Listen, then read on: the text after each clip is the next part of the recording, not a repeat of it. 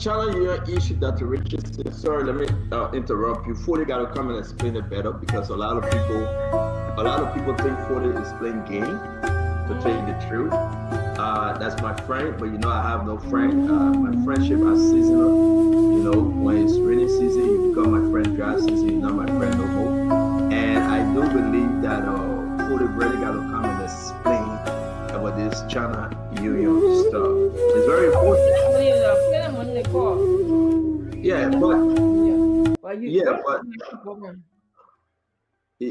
Dr. Richardson, there's a lady at ELW hospital. She was at ELW hospital bleeding.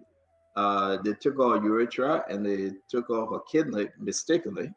What? As alleged. Yeah, we're going to be calling her name is James Etta. So Martin Colley ran with that story. We'll call Martin Colley. If the woman, if she doesn't leave Liberia like now, she will die. Wow. We are talking right now. She has JFK. If she doesn't leave Liberia right now, she will die. This is very serious. It's a SOS call, very, very serious issue. And then we'll talk about the other issue. This woman went to ELWA hospital where some kind of medical malpractice took place. Dr. Richardson, we are saying a lot of stuff is happening, a lot of things coming from ELWA hospital. I think the government have to question, the government, the lawmakers have to focus their attention on what's going on. Who's that new doctor at ELWA hospital? Something doesn't seem correct. The doctor at ELWA hospital, somebody at ELWA hospital, we getting into serious issue. So therefore, everybody is saying that the government need to put their attention at the ELWA hospital because you know why? Folks are dying. That's what you call mysterious death. People are dying.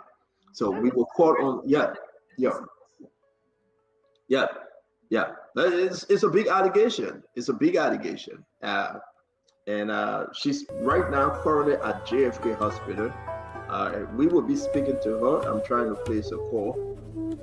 Once we start the show officially, we should be speaking to her. If she doesn't leave Liberia, there will be no way for her to see the information reaching us. So these are some serious situation here, Dr. Richard said. If you follow Martin Colley page, spoke to him today, and it's very, very concerning. Go ahead. No, yeah, I mean it's sad. How do you mistake somebody for reproductive organs for kidney? I don't get it. Kidney is not near that part at all, and I'm just a lay person. So legally, I think I have not seen folks taking the hospital, doctor, and other people to court for medical malpractices. I have not seen that. That's true. It's a common thing here in America, but in Liberia, people just go in the hush hush. Oh, the men were trying, things happen.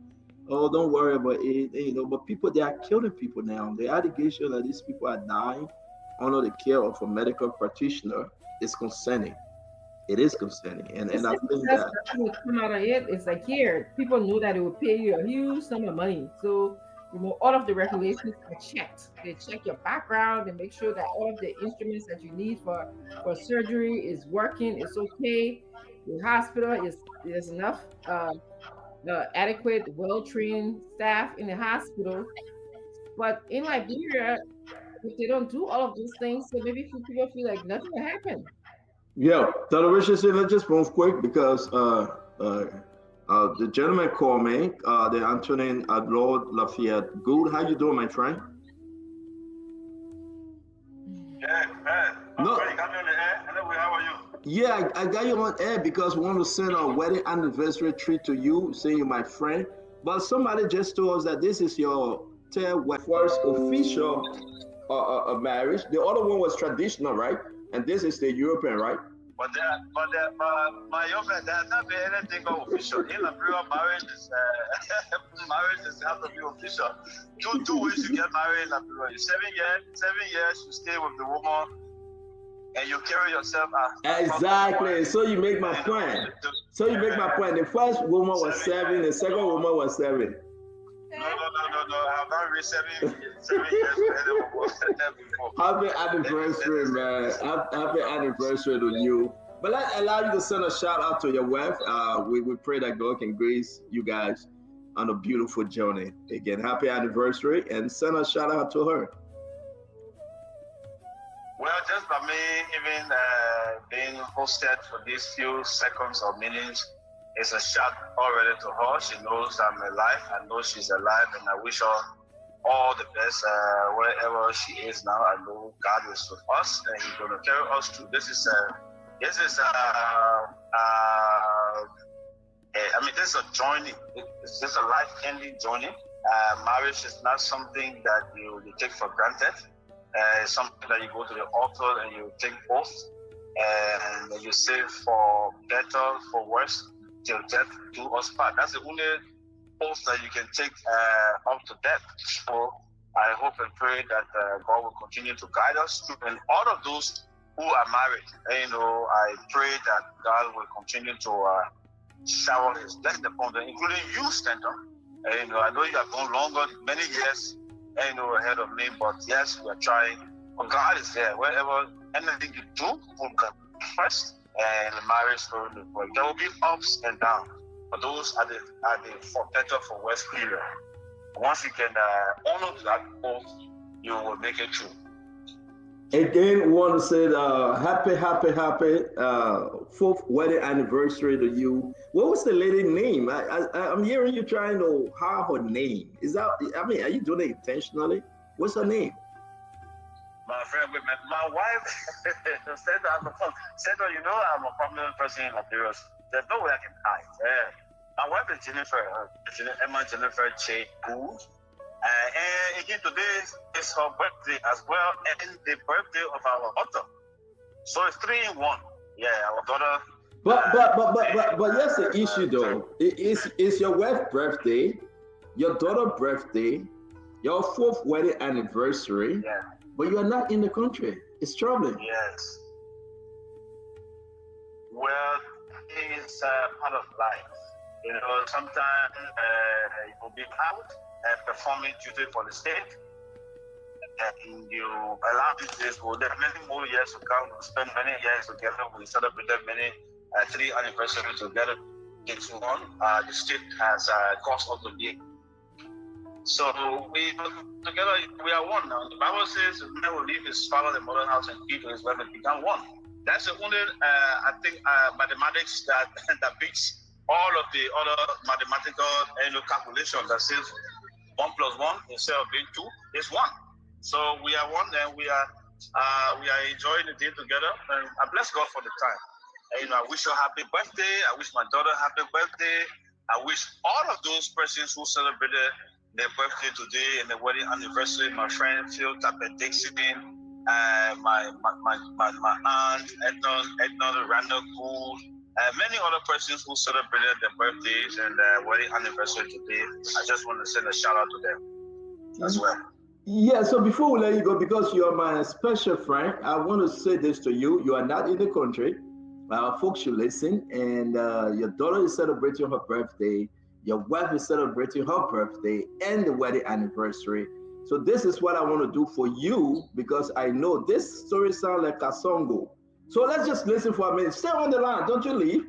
And I want everybody to just pay attention. Listen to this one. Kasongo Bonawe. Sonani Gaga. Kasongo Bonawe. Sonani Gaga. Oh, yeah. Kasongo Bonawe. Bonawe Bo. Sonani Gaga.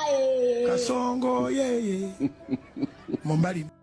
Oh man, that whole story, the whole story you just explained, the whole story you just explained, like a single story. You left, my man, but happy anniversary to you. Happy anniversary to you, my man, and to our beautiful sister. They were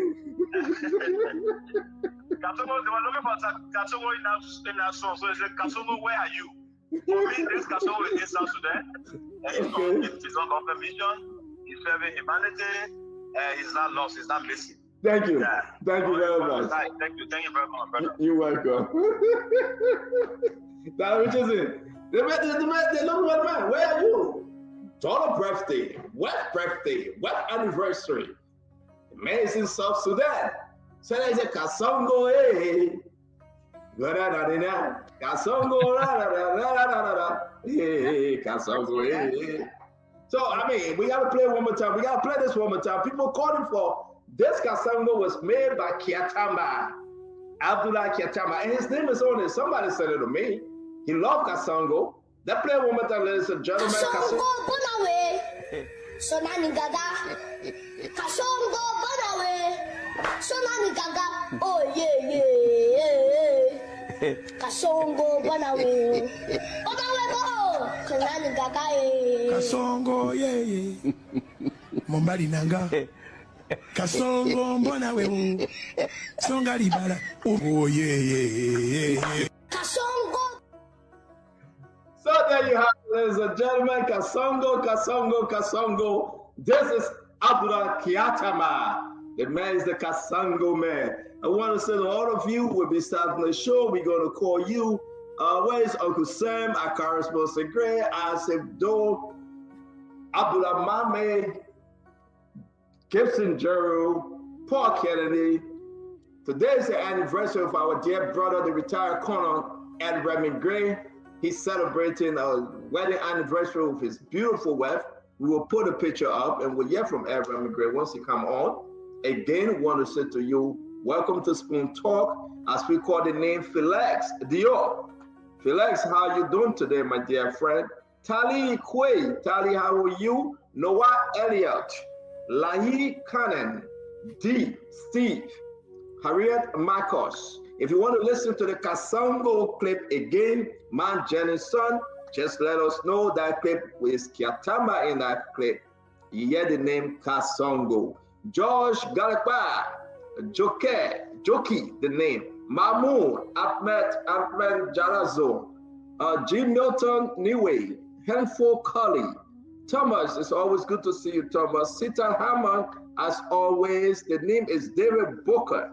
David Booker is in the house. We want to welcome Liberia eminent intellectual. Queen Van, as always, Agatha Glasgow. Queen Van, I'm calling your name again.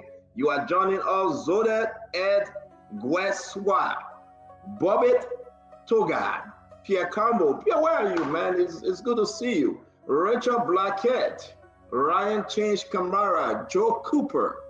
Joe Cooper, it's good to see you. Dexter is in the house. Dexter is staying down. This stuff running fast, my people. George Weewood Johnson, Melon Dan is in the house. Maurice Jabate. Where's Mark Jabate? Assistant Minister, Internal Affairs, Mark Jabate. Avena, it's good to have you on. Avena, Sister Avena. Joseph Jackson, as always. Leroy T. Johnson. Leroy, good you joining us. Malayan Dan. What's the name? So Wilmot Love. Marilyn Wilson. It's also good to have you. P. Natu is in the house. Zoda Gweswa. If I just can pronounce your last name, it means that this thing is running. I'm trying to catch it. Bernice Woji. Ibram, his name is Ibram Bella. So we're going to call Bill Carson. Finally, Bill Carson arrived. Bill Carson, it's good to see you. Wasiwa Dan, we'll call you Wasongo. It almost sounds the same. Wasongo. Dr. Richardson, this thing is running crazy. I need glasses. Dr. Richardson, how you doing today? How's the family? How's the little Kasongo? You got a little Kasongo in there too. Boston Toe is here. John J. Grams, John J. Senior Forensic, no, Flags, come on. Okay, the person says, Stanton, you're shining. Yeah, because maybe I got a haircut, you know how it is. A beautiful Saturday. We're going to Promise Kiazuru. I'm looking for this guy. I'm going to call his name later.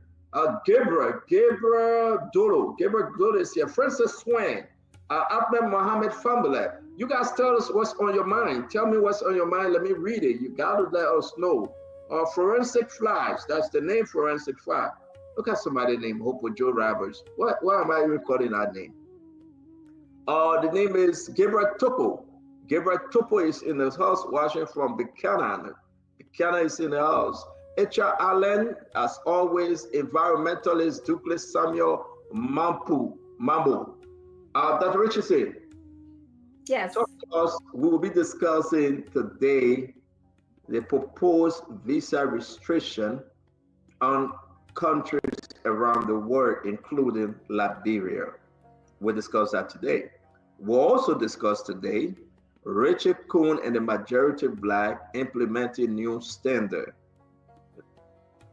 removing and lifting the suspension on those lawmakers.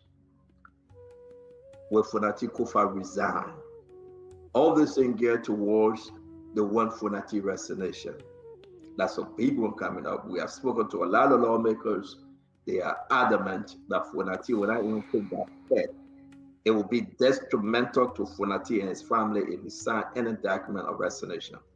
We would discuss that. We also follow the story about Maritime.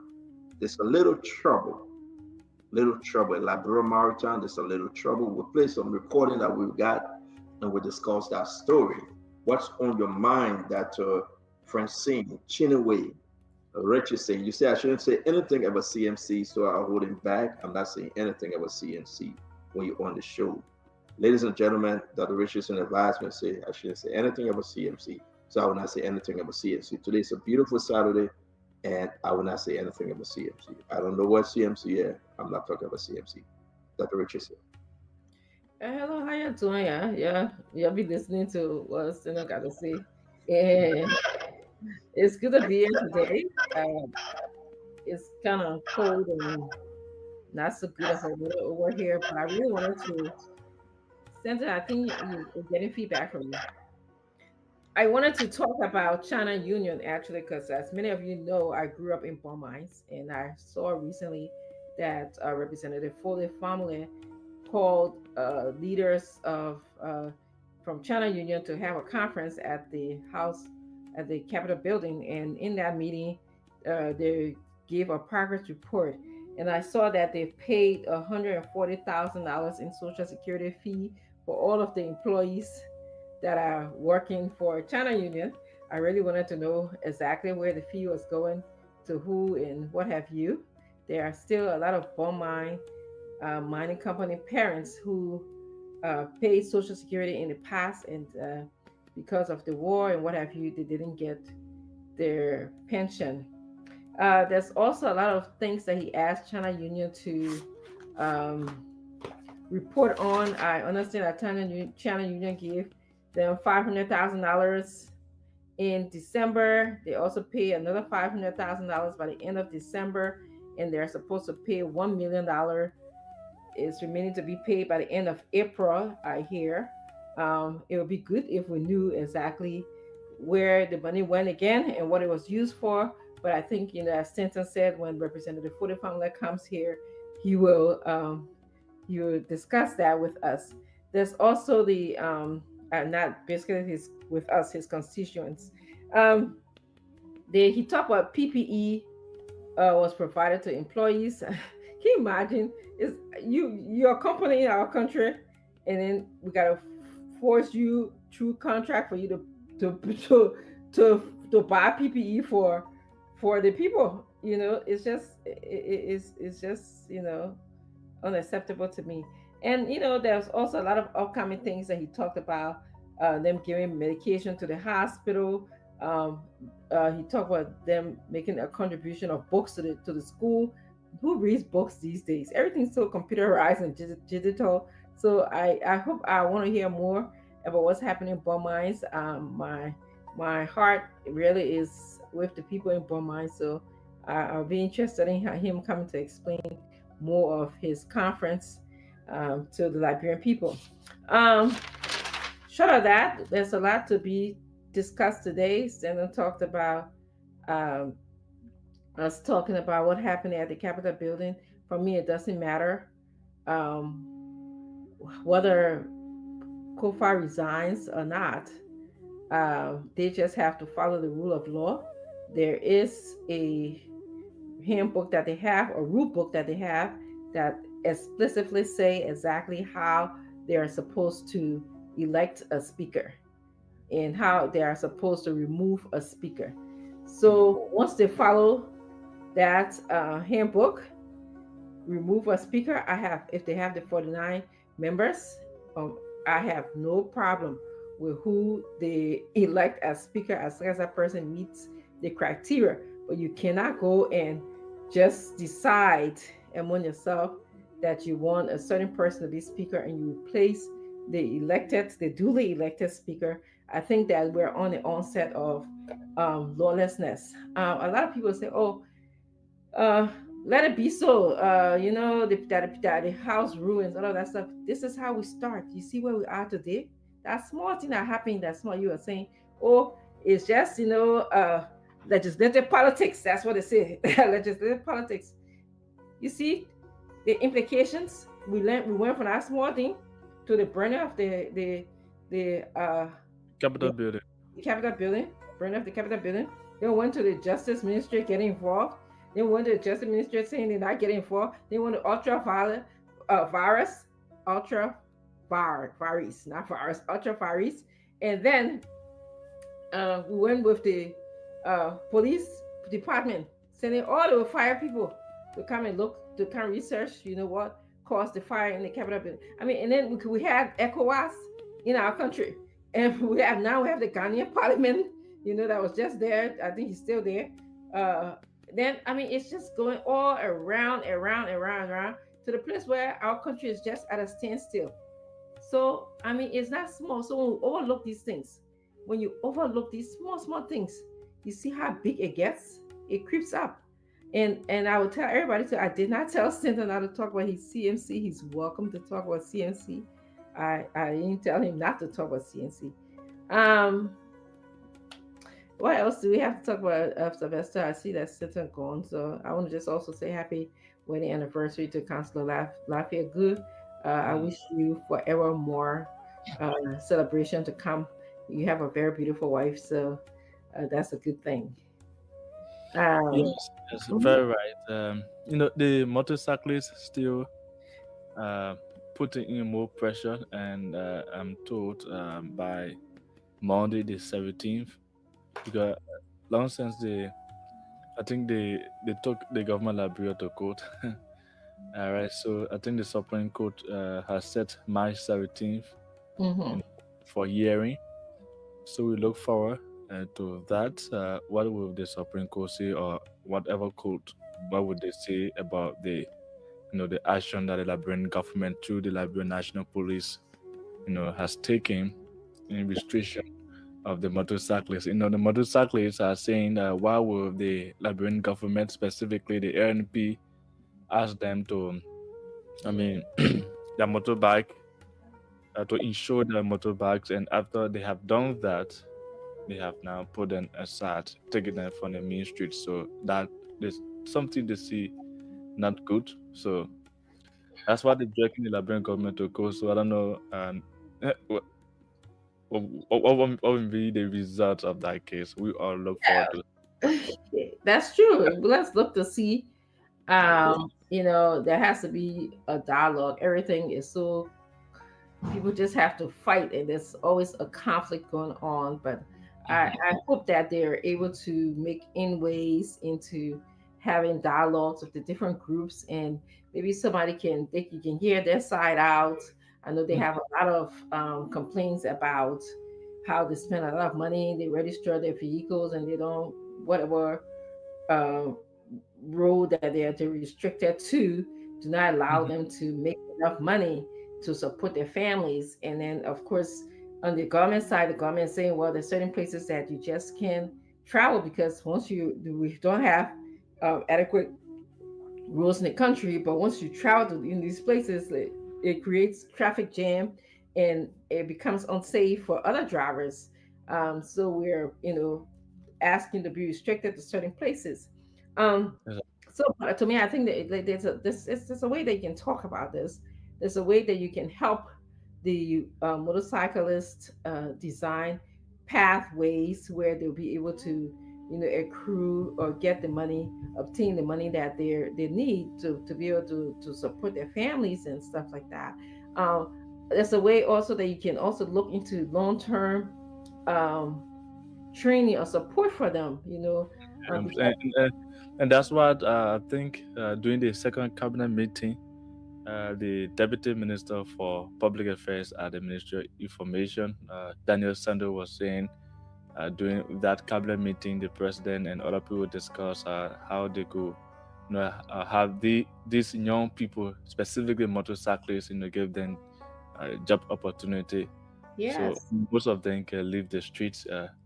I think if that happens, it will be good because most of these young guys, they are people who are skilled. Some of them, yeah, they even have degrees, and yet still they find riding, using the motorbike to earn living. So it would be good for the government side if they could really find something for them to do. Like, I listened to the president during his opening remark at the second cabinet meeting, asking Ministry of Agriculture, the Ministry of Mines and Energy, as to whether uh, they could find spaces for these young guys, that's motorcyclists, because he said riding motorbike is not something sustainable, and they need something that they can get to sustain their family and even they themselves, because most of them, they are skilled and even graduated from university, so they need something good. So only and only if the government can be very proactive, in creating job opportunities, something that they can start on, it would be good, instead of just taking on a role and they don't have anything to do. Because once you take them from the role, they will go back into society, and someone that will begin to get themselves yeah. involved into so many negative things. Yeah, So, just like with this matter, we have to approach it with intentionality. You have mhm, to get the leaders together. You have to make neighborhood meetings. You have to hear them out, and you have to be ready to establish training for them. And I worry about these guys because number one, Chulape, they are on that bike all day. If they're not riding, they're sitting on it, waiting for a passenger at a yeah. passing place. Do you know what that does to your body, your lower part, your reproductive system, your like hernia? And then Mm, when they do have these little falls, sometimes I see them falling. Sometimes mhm, even with an accident or without an accident, that cause neurological problems. Every exactly. time you fall, you may not feel it now, but it does have implications. So you cannot be riding bike when you 30-year old and then you expect to be Mhm, doing 40, 50, 60-year old. How you would do it, So there has exactly. to be some kind of intentionality. We have to, we can't continue to do things the way that we always do. And this is, yesterday we talked about, the grant program from the Ministry of Agriculture, the grant and loan program. Let me just let people know it's a grant program, it's a loan program. Mhm, Um, this every and I went on the website and I encourage all of our viewers, our listeners, to be have the opportunity to go on the website. Okay, don't say Dr. Richardson said. Every single wording that I saw of importance tied the grant to smallholder farmers, uplifting, improving the lives of farmers in our country. Now, Philippa, and I know, and the listeners, all of us know that there are farmers in our country. A majority of the people, they have challenges with getting information, comprehending information, and also engaging in some of the long-term application process that are required for them to get that grant. We know that. mhm, I know that. I mean, when go to farm area, there's all these towns that I've been there since Liberia was established, and some of the people, like my parents, they've been there and they passed away. It's a young and the next generation that's there. They didn't go to school mhm. to the pay. It's not that they didn't want to go to school, but their parents could not afford them to The afford food. for them to go to school. And when they went to school, some of them tried to drop out because the parents could not afford, or either Mhm, because it just was impossible. So they stopped. They stopped in our second grade, third grade. It's still they know very basic. Now you create an application form that these people who we call small holder farmers cannot even comprehend. They can't even read. They don't even know what's on the I form. tell you, Are I tell you you. are you then creating a pathway? Do you have a good linkage? The word they use in the form, you should have, if you're agribusiness, you have a good linkage. Okay, a good linkage. Do you have a good linkage? Have you called these people around to help them complete the application form and to monitor and to make sure what makes what makes Dr. Richardson farm? If Okay, some of them don't even have smartphones before you even talk about getting the link and what have you. okay. And so when we bring this kind of argument and somebody say, oh, the loan was just not for small smallholder farmers. It was also for other type of people, and so it's acceptable for these people to get the money. It's not. The World Bank and our government had they were well intended. They had good intentions. The intentions of making our country a place where people could be uplifted, the income level could be increased. Okay, it was good because they wanted a better Liberia. But we were doing the same old thing instead of thinking outside about, the people in that group, in that area, in our farmer district, in our handy district. I will talk about places that I know. Okay. The last time in that area, I see people going to school. I see people being able to, complete forms and stuff like that, or even have bank accounts.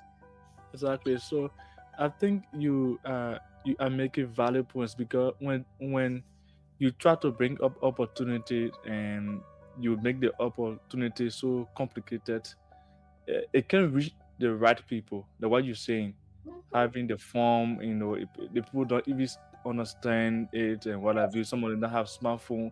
You, in that manner, it makes it, the right people. It couldn't reach there because people, as old folks, people who hugely into agriculture activities, who have knowledge when it comes to agriculture, but they don't have anything like smartphone, or before getting on internet to get getting the phone to fill it in.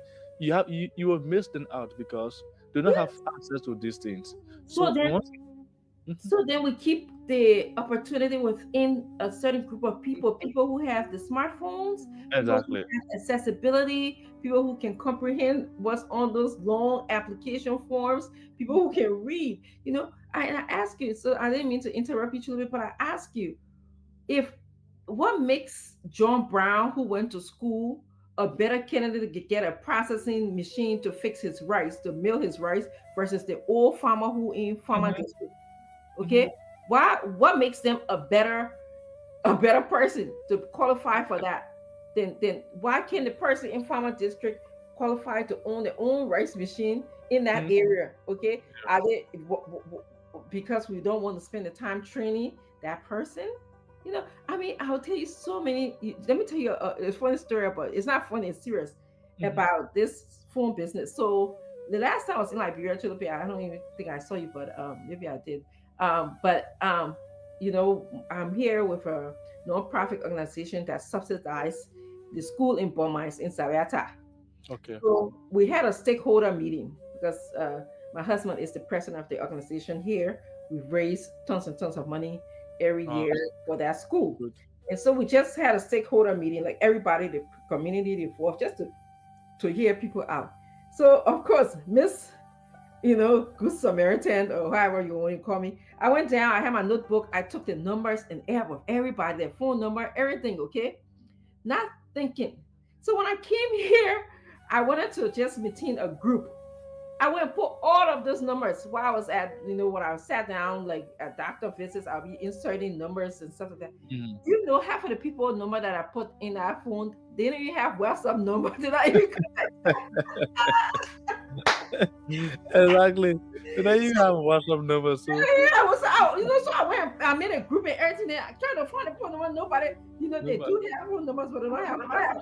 It's just like really, so this kind of, and that was eye opening for me because I was like, I was very excited to have that number that I would keep in contact with these stakeholders, these parents, but and then another story, I have family members that are on my farm. For them to talk, for me to talk to them, do you know they have to leave the farm and come all the way to the Yeah. road to get Yeah, go to a specific area to have internet or network. Yes. So, and these are small holder farmers we're talking about. Yeah, Richardson, man, you plant 2 pieces of cassava, you call yourself, say you get farm. This somebody, man. Move from here. Yeah, wait, let's see the picture of your farm. Yeah, You plant 2 pieces of cassava, you say you got backyard garden. You know, yeah. You got backyard garden. Yeah, I'm talking about my farm. You got backyard garden. The 2 weeks ago, I like plant potatoes there. Just caught it. We don't play that old fashioned cassava now. That's the Richard saying. On the root. Okay, go get your own World Bank money now. At least somebody knows. Yeah, go get your own World Bank money. I'm not going to get it when you eat it. You know, once you got a guy when you eat it. Prince Boy guy when he eat it. That Barbara, they say she got some, she ate it. All your law make her eating her own. So go get your own. You do your 2-person backyard garden, you eat your own at your base day. Hold the weekend here. My cassava. How many people work on your cassava farm? I have about 10 persons working on it. You counting the turn up? I'm counting people who I have to child labor. You counting the turn up? Child labor. I have to send wave to almost every single month. You know, my send wave gotta be. I'm counting every single month. Gotta send wave to somebody. In fact, there's a guy named, I don't even want to call him. Don't call nobody named Dr. Richardson. We'll be starting the show pretty soon. You're not talking plenty about. You're not talking plenty about that farm. Let's see the farm. Bring video for the farm. Bring picture. Let's see it. Let people believe you. Your farm, that's somebody's backyard. They planting potatoes green. They planting 2 pieces of cassava. That Richard said, if I were you, I would be quiet. You want your own World Bank money? Call Amara Colin. He will get your own World Bank money. You know, I tell you a story about that. I said, I have my brother here. We the one who's sponsoring the activities in the farm. So somebody said, Leroy said that the farm that someone can get pee and jump over it. Yeah, Leroy, at least I got something. Me and I have been in my family since the 60s. So I got something. What you got? Somebody jail pee. They run beyond the house. The people that are next to the guy, you know, that farm, you know what you can get for that farm? You can get a fishing worm they built from that farm. You dig the hole, they take the thick worm, you put it on your boat to go fishing. Yeah, that's the thing you get from that farm. That farm guy can get some cricket in the net. I wanted to be cricket. That's what you be hearing. That is just your farm, that farm. Yeah, okay, at least I got something. What Leroy got? Leroy saying that he found rare in Georgia. Yeah, I can't talk about your own. What you got? No, you got plenty in Monrovia. I got nothing in Liberia. I got no farm, nothing in Liberia.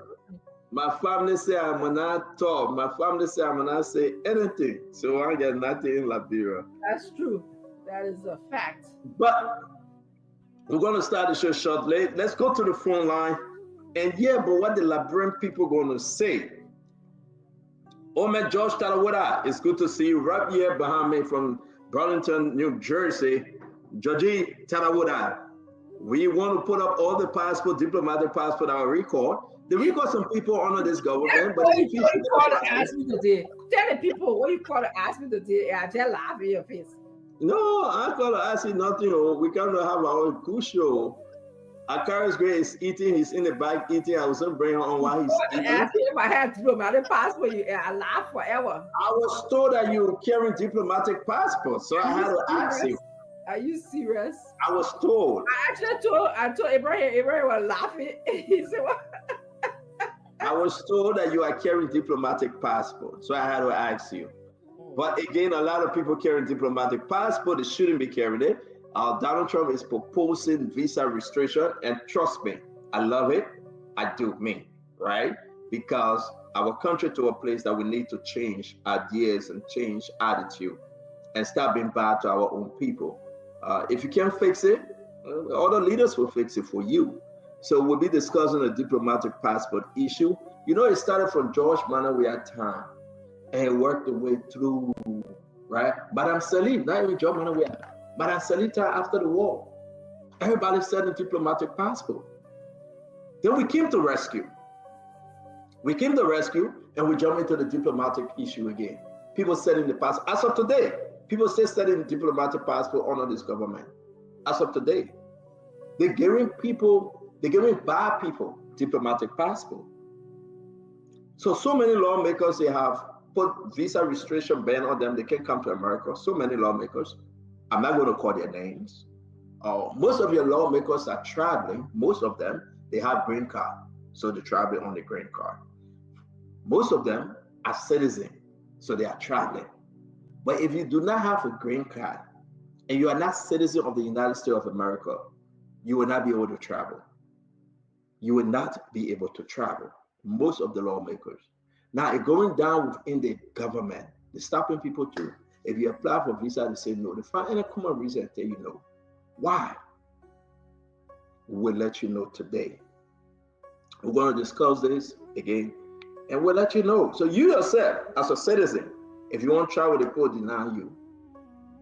Because our government is not fighting hard enough. People take diplomatic passport to give it to criminals. People take diplomatic passport and you know what they do? They use it to go bring in investors and rob the investors and take money and scam the investors. So it's just bad. You know, we are looking at other nations. Yeah, like America said, listen, we gave you 60 days, you'll fix this. You'll give us reason why we shouldn't restrict you guys. So we have to discuss it. We'll discuss it today. The last time we should have discussed Fadiga. Why Fadiga is not going to France? Why? Anybody know why? I mean, let put that one aside. And one of the SOS issues today that we will be speaking about, the lady that went to ELWA hospital and they removed her urethra and they removed her kidney. The allegation, I stand to be correct, and I want to call Martin Cody, who will speak on this thing. And the lady name is Giuseppe. Right now, as we speak, she's at JFK fighting for her life. Trust me, if she doesn't leave Liberia, probably, I mean, God forbid, she would die. God forbid she would die. So once we start the show, we'll let you know. We're going to take a few calls, and the main reason we're going back to the phone line, if you know anything why our brother Hussein Fadiga, I have invited him on the show, is not going anymore to France, please let us know. And what you think about this visa restriction coming down on Liberia. Then we'll start the show. Dr. Richardson, you want to add anything? Because let's go to the phone line quickly. Then we jump into it. If you know anything, you know, we talk about the World Bank money now. I'm right there and I eat the World Bank money, right? They're just talking fly. PP talk, right? Dr. Richardson is mad because she won her own. She got her cassava garden. She won her World Bank money, right? Yeah, Dr. Richardson and I'm right. It is easy 250,000 and Bishop got families. I said if I could get out, what I would do for the people of Prince Moyi, and these are people that want to be president of tomorrow. These are people that want to be president tomorrow. Prince Moyi, they want to be president tomorrow, but they're eating, and, you know, the money that's supposed to go to the poor people, they're eating it, right? And you blame Donald Trump that saying that no, you save money, then you'll get fed. The same you save money, you'll eat it. The same World Bank money, you'll eat it, you're taking for yourself. You're not helping the country. Then you say that you're getting vexed. You get vexed and you bust. Because you know what? You are ungrateful to your own people. They send money for the poor people, for you to help them. You help yourself first. Then you explain plenty Tabata. You know, can you just imagine? There's no reason why we say that and then this thing. They say Prince Moyi is his own money. Amin Boda is his own. Amara Kona, Western Guy family, Deborah Babla, her big farm. I don't know how true it is, but it's an allegation on her likewise. And all these allegations, but the documents are there that these people registered the farm. Chief Cyril Allen, it is own as well. People calling what's the man name? J. Emmanuel Nukwe, and you know, he ate his own too. So what's going on? Can you name me one common Liberian that will put a hell and say, yeah, I guess so? I'm not in government, but I guess so. Can you name me one? One small, that I said, you can say, tiny Liberian from a poor background in that village to say, yes, somebody came and gave me money for my farm. Can you name me one?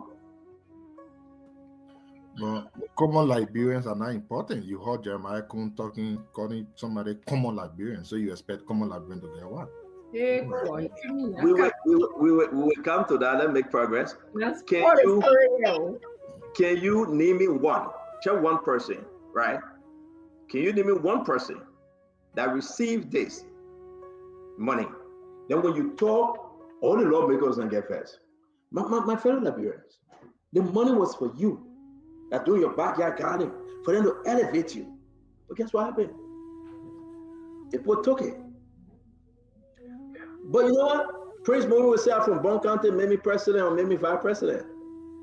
And Prince Moore, my man, I will call him. I thought about that and I called him, we talk. Then you know what? Trust me. That's what I would say, made me vice president, I would do the grand ambassador for you. But you know, Besson guys, the reason why you can't get visa today because Besson guy, passport gay guy. You know that. All these people, they're a waste of time. Just waste of time. No, just waste of time. They're lying to you. They're stealing from you. And some of this money the government got to pay back, you know, that loan. Yeah. The government have to pay them back. So we pay the money that we get American and we pay some back. We pay it back. Just listen. It's a tricky problem. I mean, can you imagine that we get American $250,000 and we pay it back? We get Prince money for a farm and we pay. Oh, Lord have mercy. The election time, they said, maybe, hey, anybody, if the guys don't talk about that money, anybody during election time put a name down and say they are president or vice president, will burn that ticket, will go after them in their own district, in their own county, and will expose them. Anybody. That's why we are opening your eyes. A bunch of corrupt fools. They are all corrupt. They think that they are well educated, they're too smart. You know, nobody will not see through them. But you know, listen, I will revert. I will go in the Delon tone, I will revert. You revert and we get in passport situation, Delon. You went and confirmed they were great. People that were stealing passport, the allegation that they were stealing passport, you confirmed they were great. You confirm the former NSA director and you make him the passport director. Allegation he was part of the passport scandal. Then you come in and say we're going to have a hearing. I would tell Spoon Network, if they don't have a hearing, you don't go there. Oh. Yeah. Because for nothing. No. You confirm the people, the people still trying to time, the allegation there, then you confirm them. We don't want to waste our time on. They don't hear in our show. We ain't going to waste our time on it. But let's start the show, ladies and gentlemen. Open the phone line again, 609-649-92. 4206, 609-649-4206. Again, this is what we're here to do. We must say to all of you who will discuss this issue, that will get vexed at the business. Or put a phone number up, Sylvester. Let's open the line. Why Fadiga is not going to France? Is anybody know? Anybody know why? Then from them we'll call Martin Cordy and then we'll speak about the lady in the hospital. We get to the visa restriction issue and all the other big story. My brother, my friend, hello, your name and where you joining us from? Yes, Godfrey Starter, how you doing, Chief? Yes, sir. All this well, Godfrey. As a daughter is my brother, but the first issue of the loan, we got to hold that we are responsible. That we are getting to power broke. We're making senator. You never had anything. You become president and pay all your condominium. Why did he level elaborate people? Money that you should use the power to decentralize that before you break to have access to, nothing for benefit. He told that you pay money and you pay us in Sasa, he said it was a project. So that answer don't tell me why did you have left our people. 200 million, they see the hand of politicians. When Joga was campaigning, he had to get money to come out and then to compromise so that he can support it. That's wrong. So we cannot put the blame on just alone. But we are getting power as proper leader. Who the proper you get a loan to? Let me answer the question. So I'm calling on the Liberian people to now look in the direction of Jawia and Bwaga. They fail us, our country is miserable, people are suffering, prostitution all over the place. On the issue of Fadiga, how long will you be compromising with people who come on your show to feel that they're supporting or just want to get job? The last time Fadiga went away from the show because he thought, oh, well, came by when Joseph was a fire, brother. So why you bring Fadiga back again? You come in so that you can do propaganda so you can get another job run away? Yeah, but Godfrey, without bringing Fadiga back, Godfrey got to listen. Godfrey, listen. The question is, right? Fadiga was scheduled to go to France, right? But now he's not going. Why?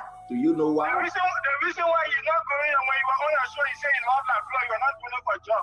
So whether you go to France, you don't go to France, we still know that you should love that blood. The job should not be a problem. So the point was about them, man. You are only speaking for the Liberia people. Yeah, all the job in America, you say you are making 200,000. So why would come a big crime when Liberia people money have been missing? So our dear brother, Godfrey, we want to say thank you very much for calling. Thank you. You're laughing. Your name and where you joining us from? Good day, Stanton. This is Sensi calling from North Dakota. Sensi, talk to us, my friend.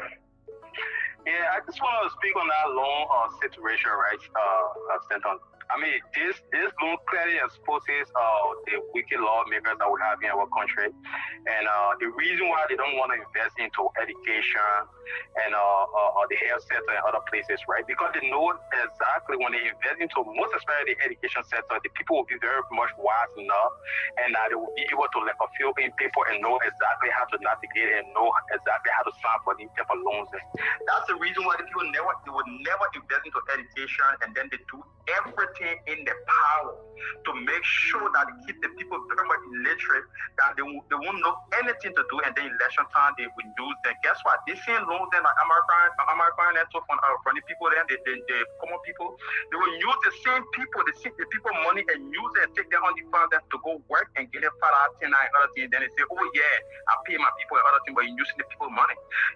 Look, because people like American and also being like broke working holding any position anymore. Because American stole money from that country that people when people to they run away from the country, and then they came back again using that big terms and terminology that they feel that they can learn from the Oxford Dictionary and other things. They kind of use the people and then they play on the people. Look at the type of thing. Thank you. Thank you. They got so many people calling. We're gonna hold you right there, my friend. But why do you think Fadiga is not in France today? Why? I think Fadiga ran out regretting because, to be honest, my same brother, there are times we always say this is politics, but at times you need to watch what you say because you don't know tomorrow. So what did he say? What did he say?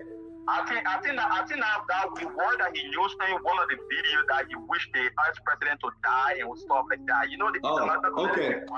Thank you very much. We're gonna bring in somebody. Ask your name and where you joining us from. How you doing, Mr. Wallace? Your name and where you joining us from?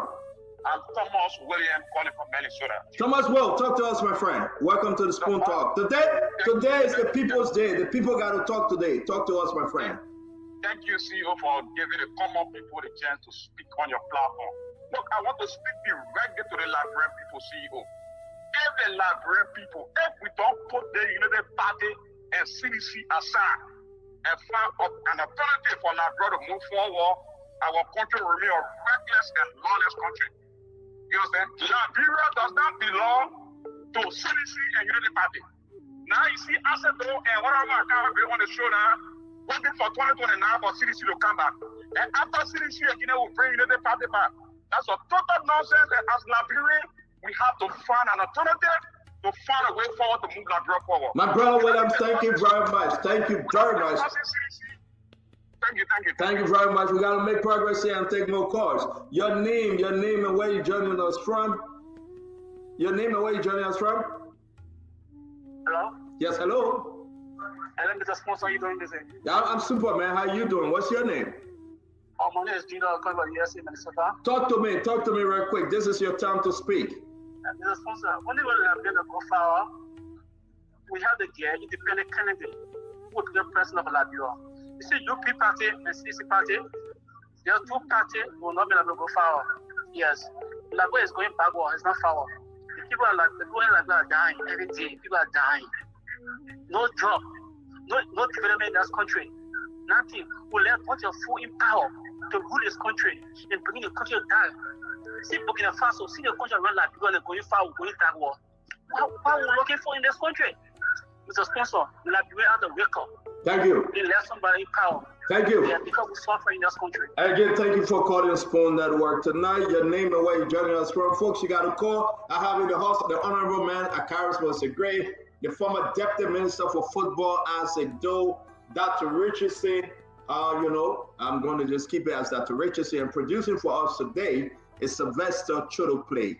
Your name and where you're joining us from. I'm George, calling from Minnesota. Georgie, talk to us. Yeah, I just want to appreciate the two guys from the CDC camp, Akaris and Isaac Doe, to bring a lot to the table. And finally, I just want to tell Dr. Richardson also, election time is over. She will be unblock her from Spoon Network. Election time over a long time. Thank you, man. Thank you. Dr. Richardson, can you block? Dr. Richardson, unblock the people. I don't know what you're talking about, sir. Your name and where are you joining us from? Yes, talk to us, your name. My name is Marvin Gaye, and I join you from Minnesota. Your name is what? Marvin Gaye. Marvin Gaye, you gone. Yeah, good. But the words are talk to us, Marvin. Stanton, I want to come from a little different angle. I'm glad the former representative Akaris is on the show. I have heard Akaris talk about the code of conduct for a very, very, very long time. And if you guys ever have the time to discuss the code of conduct, I will be appreciative if you can invite me on the show. I feel like Akaris has taken too much credit for the code of conduct. And I have made several comments on Facebook about that code of conduct. I work with the Governance Commission, by the way, back when I was in Liberia, in National Integrity era. I serve as the policy analyst in that National Integrity era. And I just wanted to, anytime that you guys talk about this code of conduct, Akaris have taken credit for this code of conduct in the entire republic, and I feel it is unfair to some people like us and several other people who work so hard. Up to today, as I speak to you, I still have the original copy of the code of conduct, not the one that was butchered by Akaris and his likes in the house. Thank you. But thank you very much. So when we're discussing that, listen, when we're discussing that show, we can send you the link. As a matter of fact, today, I'm going to put the link up. Sylvester, can you share the link in our feed? Let the people talk. They won't come and talk to Akaris. They won't talk to Dr. Richardson. We're discussing issue today. So we'll share the link, my friend. You can come on, okay? We're sharing the link. Thank you. Yeah, your name and where you joining us from? Your name. Your name and where you joining us from, please. Hello? Please do not hold the line, please. Your name and where you joining us from.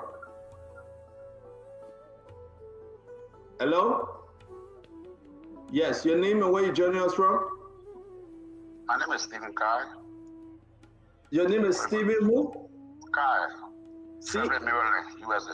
C-A-R-R? K-I-A-H. Talk to us. Yes. Welcome to the show. Yeah, my topic is not on your talking about concerned about the police director taking loan. Recently, I've been a policeman for 16 years in Liberia.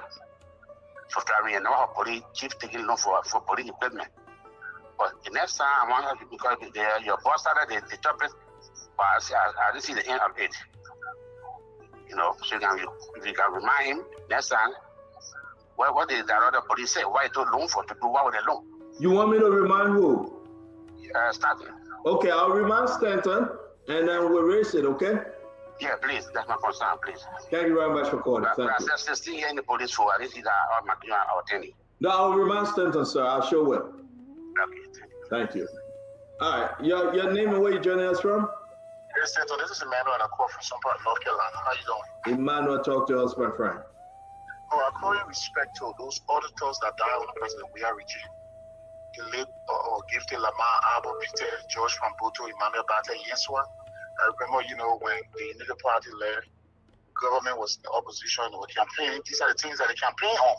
So I'm kind of shocked that, they are not going after those who killed those people, because I remember during the narrative, Norris were on the scene, his brother who in court going from court to court today, he said we're on the scene. So, and I think it was because of the scene, roll for money. And I forgot to mention Maputo Fly Yipa. These are people that were killed under President. We are government. So why we can be discussing these things? These are things that I said those supposed to be answering a question for. I can't most agree. Supposed to be answering a question for these things, Chato. Thank you. Well, hold on now. Are you there? I read it, brother. I'm going nowhere. Okay. Who's in power? Which government in power now? Like, that question I asked him, Joseph Yuma Braga government in power. Okay. Thank you. Good to hear from you. You laugh. Your name and where you joining us from? Yeah, my son's my name is Joseph Smith, and I'm calling from Connecticut. I still get some trust in Joseph Walker because we the supporter of Joseph Walker and we the one who voted for him. We voted for Joseph Walker for so many reasons. For example, some people voted for Joe Walker because they joined with our Ryan private jet. Joe Walker came, he's not Ryan private jet too. I'm very disappointed. Small voted for Joseph Walker because he said we're going to cancel the CTM and the Metas and all the things. Today, Joseph Walker, not only that they keep the Metas and CTM, he riding in a poor private jet from Monrovia to Lufa County.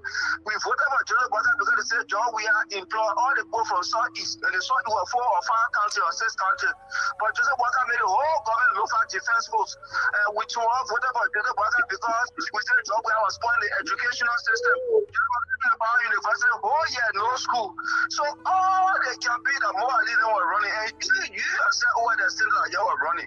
They mean the whole government lying to or you were lying to us because nothing they said that the job we have government did that they not come to power and they not change anything. The same thing when you go to they say, but any job we are, but I will put the paper there for you to change things. So they shouldn't say any job we are then did it. They say Jefferson Coach you were part of the CDC and the mayor. Now today the other guy they must do it, the other guy they say part of the United Party and they work in the government. So when they change that they told us, so they were just lying to us just for us to get in power.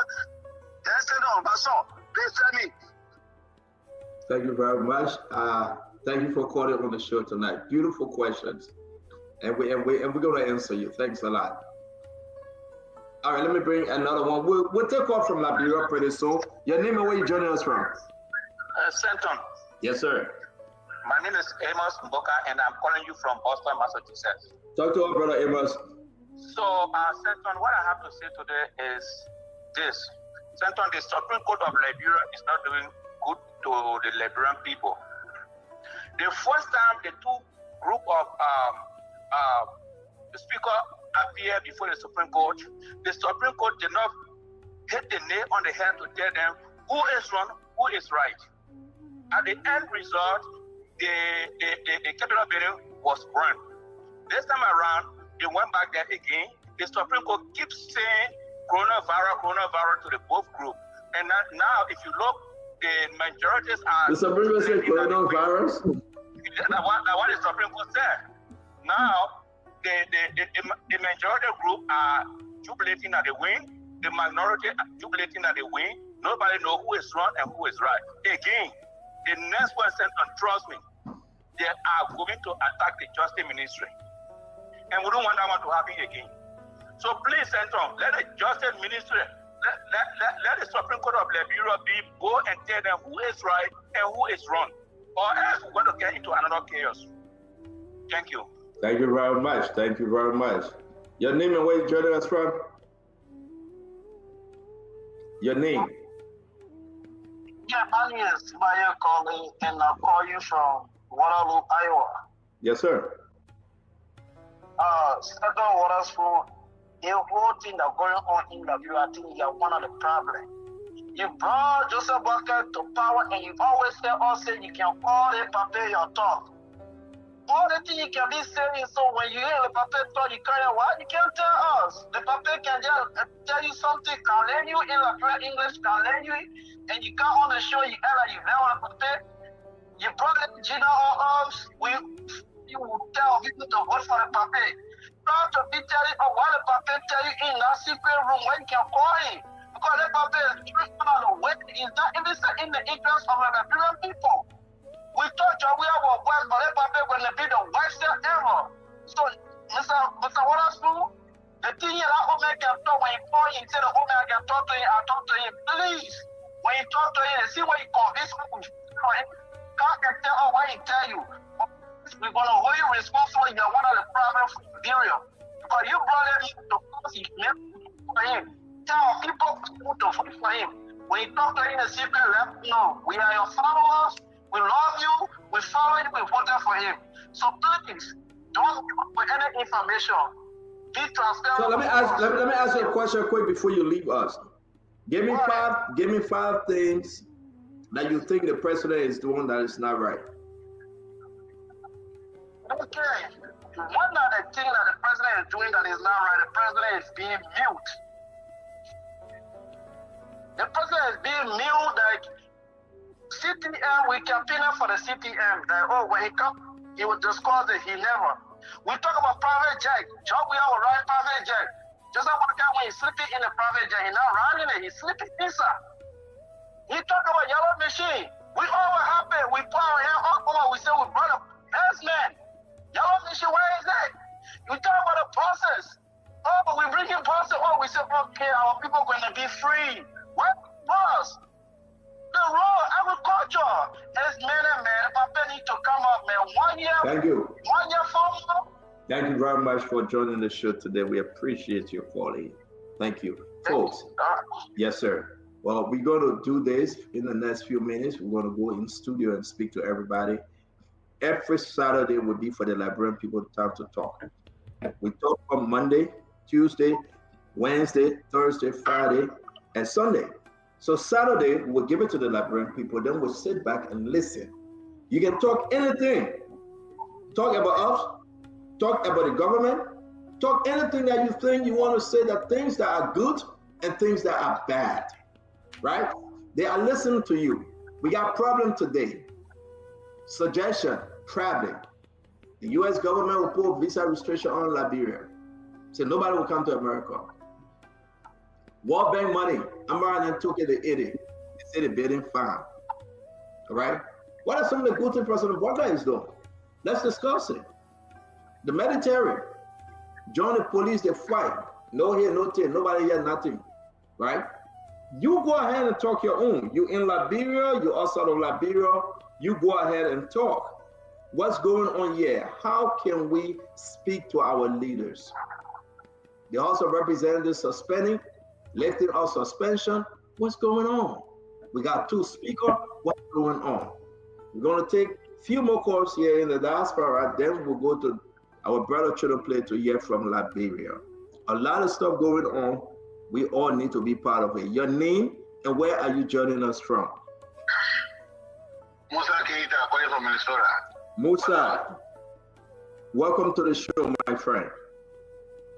Yeah, I was a good evening to answer to Musa Gray.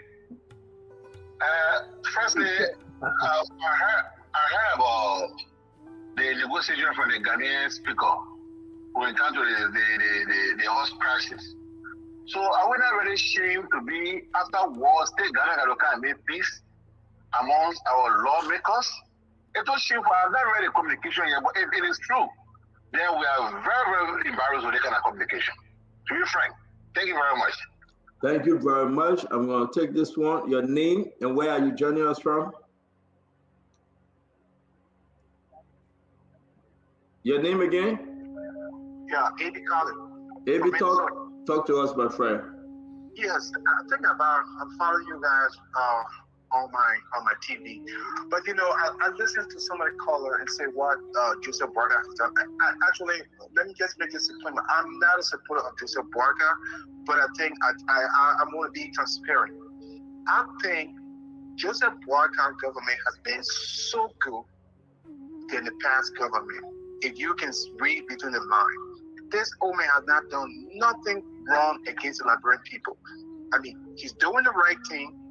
I think what he's doing, he's putting all of these instruments in place to make sure that the country runs better. If we compare both government together, Joseph Barker has done so good. The old man has not built any house since he's still living in his old concrete building. All right? The old man is doing the right thing. Let's give this old man a chance.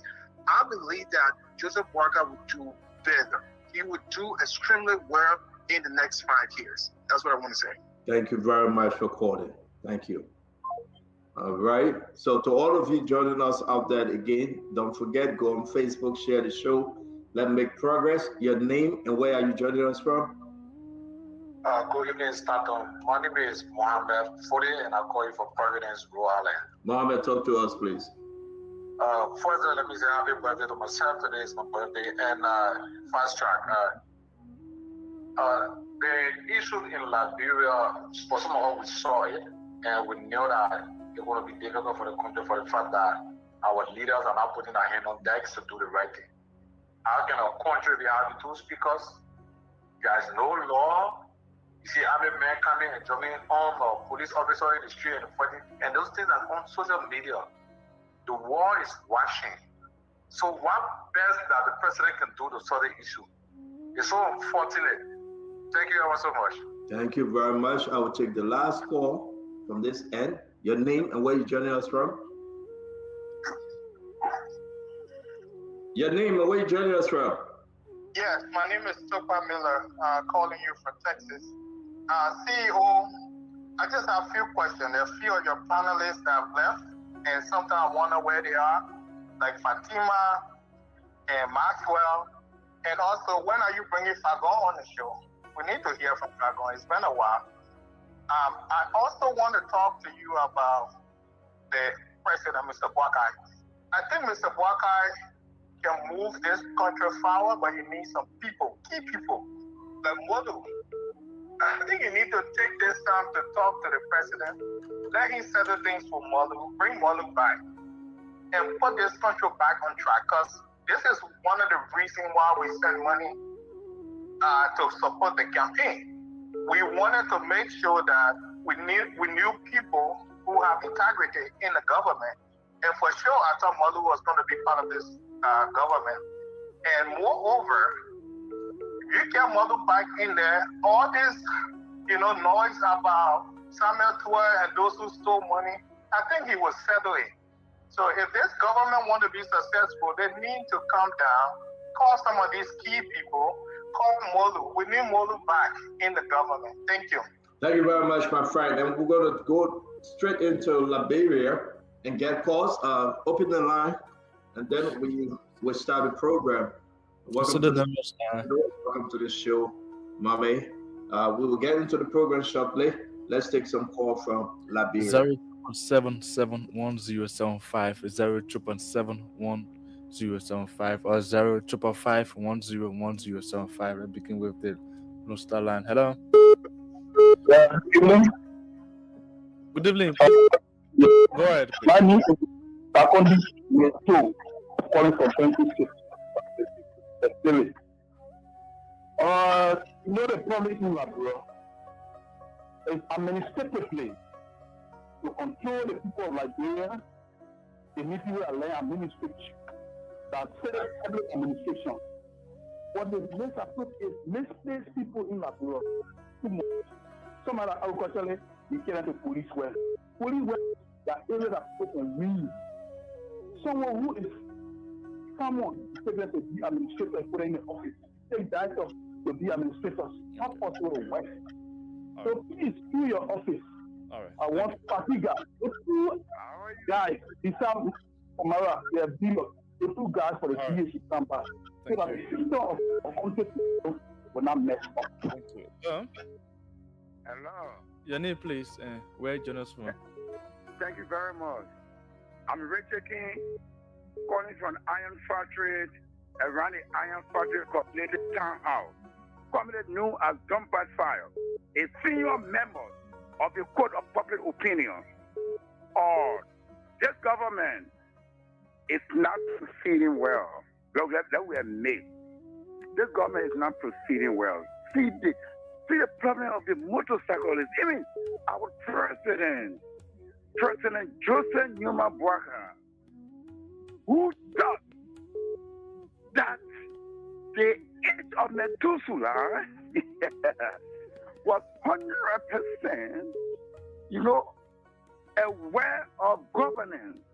See what is happening. Honorable Joseph Boakai has suspended people without no investigation, replacing them. Look at the lady from the fishery. And right now, the lady is crying for justice. They cannot even call her. You understand? That's the mistake. All right. Our Thank you. president is Thank you. Hello? Hello, Your name, Mr. please. How are you doing? I'm good. Your name, please. And where you us from? I'm Tavi calling from Fenner. Okay. Yes, the problem that we're going through, we also blame the citizens in America. Because during campaign time, the citizens in America used to put money together and support the party and help. Campaign time, citizens of America will put rest there together. They say they get some kind of program. They sharing rest on people. Now, the citizens in America there, they are enjoying. They are enjoying, and we in Liberia today, we suffering. But when Taka, then they will say they happy. And now that the time they're supposed to get together the money they were putting to road campaign for the paper, they're supposed to use it now and save company in Liberia for our brother and sister to hold inside or get money and feed their family. Now they see there nothing they're talking. And we suffer here when capital come again for them to blank food off. To come and sit down there and say, yeah, the people we want, you put them there. When we join them, we put the people there at the end of the day, we be suffering. Our parents be dying with hunger. Right. Our children will be looking for food to be sending them to school. All No right. school, nothing. We suffer in this country. All right. Thank you. Hello? Hello. Yeah, your name, please. Where you us from? My name is Solomon Marcus. When I join you from the Chiperin Freeway, I know you. Okay, please be a little bit audible. Go ahead. All right, thank you very much. Let me speak to the panelists and let me say thank you to them for what they did in the show. It is good that you guys can raise issues concerning our country like Liberia. But what is your major contribution all those panelists are making? Let me put Azedo. Azedo was Minister of Youth and Sport. One program he did not organize for any sport in Liberia. He was just there at the end of the month to take his salary. He did not make one contribution to football in Liberia to any other sport in Liberia. But he's always on the show, this and that. During that day as youth and sport people, Luzda never won one game because they were disorganized. Two, to the other parents, each of you on the show can contribute to the Liberian people by sending even one person to school. It will help our society. I'm not saying you're doing bad thing by lashing our government. It's not a bad thing. But if you can also help the government in some other way while you guys are on the show, bringing some illness. All right. Thank you so much. Hello? Hello? Yeah, hello. How you doing? Your name, please, and where you us from? Okay, I started mobile calling from Singapore. Go ahead. Thank you for the opportunity. When it's everything, all the listening to any other radio station, I was cool. And I appreciate the listening to what they're covering in the radio station. All right, you went off. Hello? Good evening, Cholobe. Yes, your name, please, and where you us from? Oh, thank you very much. I'm calling. Hello? Another person. Hello? Yes, hello. Yeah, your name, please, and where you us from? Yes, my name is Esther Buell, calling from Bishop I'm going to speak to you guys. Okay, go ahead. The main issue on my mind is those around the person that are advancing the person, they are not somewhere at all. Therefore, we punish each and every one of them for it. Because they are ill advancing the president. They will go things that they're not supposed to tell the person, they will tell the person a conspiracy to take wrong decision. Like the military and the system and agreement. And number two, I want to speak to Fanatic Kofa. I will speak legitimate speaker. He should not resign. At times I hear senators in our own let the men step aside doing that. He should not step aside, let the law take its course in Liberia. We have laws that are going in this country. He should not step aside for any reason. Let him remain there. If they decide to vote on, let them do it. But if they don't get the number to vote on, he should remain speaker until the turn of Joseph Boga and I voted for Joseph Boakai for what he has done is not right. So Okay. I'm appealing to Fulani people, he should not resign. Let nobody pressure him for anywhere for him to resign. Okay. It will be good for him. Thank you. And then, Hello. Hello. Your name, please. Go ahead. Yeah. Good evening, Sylvester Trobit, and good evening to your panel. My name is James Perry, and I join you from the People Rebel. Thank you for the panel discussion. But my greater disappointment to do with the loan issues. You know, to see members, especially the hierarchy of the Unity Party, my own Senator Daba Babla, Vice Chair for Administration for Unity Party, take a loan that belongs to the common people. But it's so disappointed. And to the issue pertaining to the Capitol building, the president will not reconcile. He will continue putting fire, pretending that he want to reconcile with Fernando, but he's not going to reconcile. Thank you. Okay, thank you. Hello. Thank you. Let's make that the last call. It's 10 o'clock. Make that the last call, please. Okay. I think it's hello. Hello. Go ahead. Yeah, how are you, Baba? Yeah, good. Your name, please, and where are you joining us from? Calling for the to most of our country. Go ahead. Let me tell you today, Santo, you got to be taken on your country force. The number one work in the world is social media. All the things we're talking people watching around the world. And these people are talking about they make a selfie for you're not there before. You're there before. They ask it for you're only 60 minutes, the deputy minister on sport. After you just for you lose your election, you win America, you want to know all this. So you're not talking about that one. What do you bring in? If you're able to put good image you want out of your country, the Baba image everything you're putting also, you're not good for to be free. Yesterday I was on one development working for one development. You know, look at spoon. You were saying, see, they pull in the country, if you all the things they do, they put no mountain there, they put mountain there.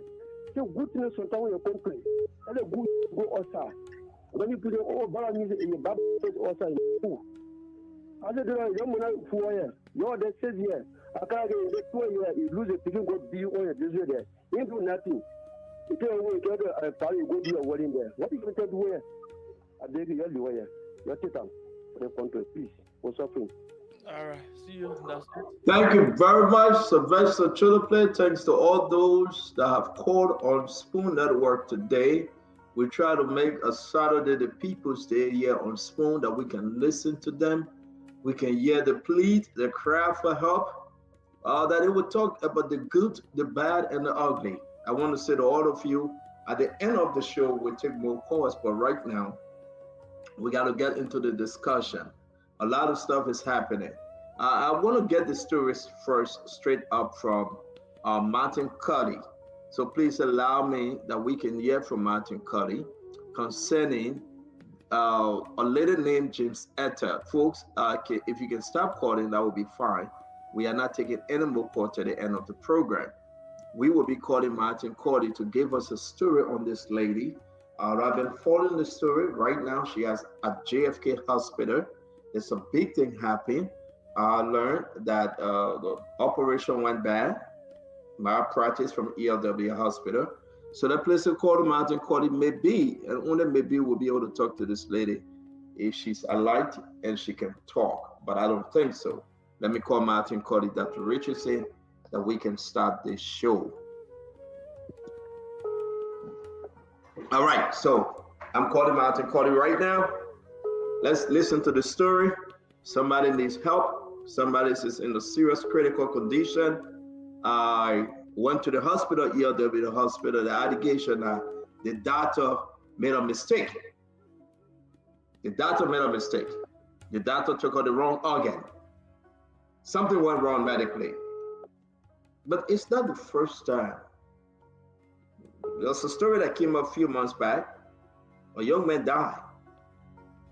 He went to ELW hospital and he died. So before we get there, let's talk about James Etta. Martin, thank you for joining us today. I'm calling you in reference to your post.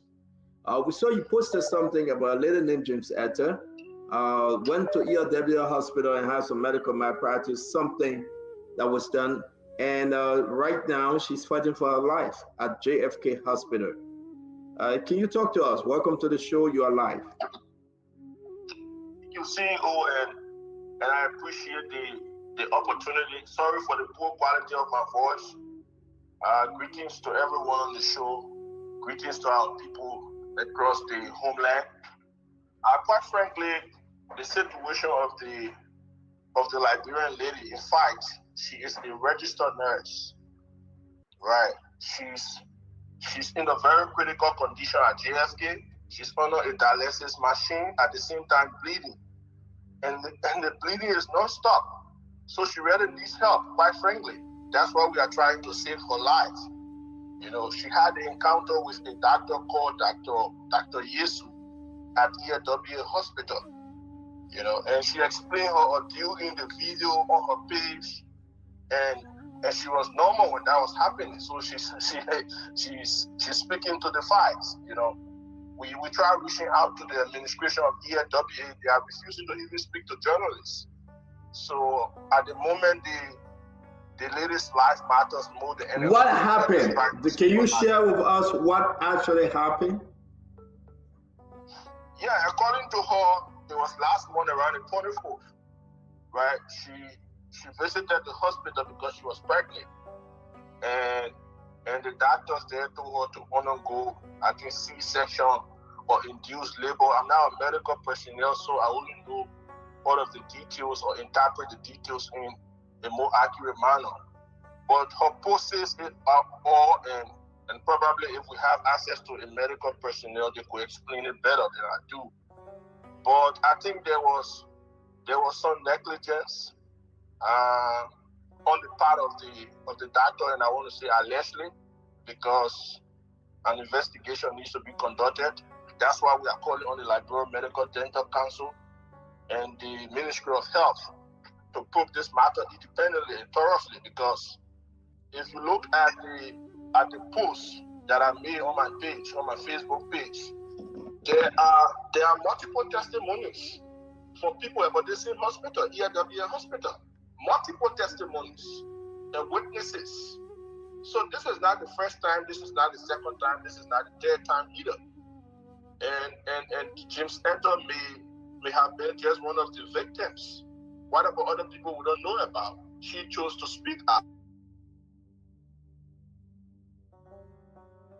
Decided to transfer her prematurely and early to JSK, thinking that she was going to die on the way. How can you treat a patient like that? How can you treat a patient like that, CEO? The woman is bleeding and you are transferring her to another facility with unstabilizing the bleeding. So she's going through terrible pain. She's bleeding under the dialysis machine. I spoke with her. You know, the video is on my page. I uploaded it. Liberian people need to see the facts. We need to hear from EW Hospital. I don't know why they are refusing to speak, even to the press.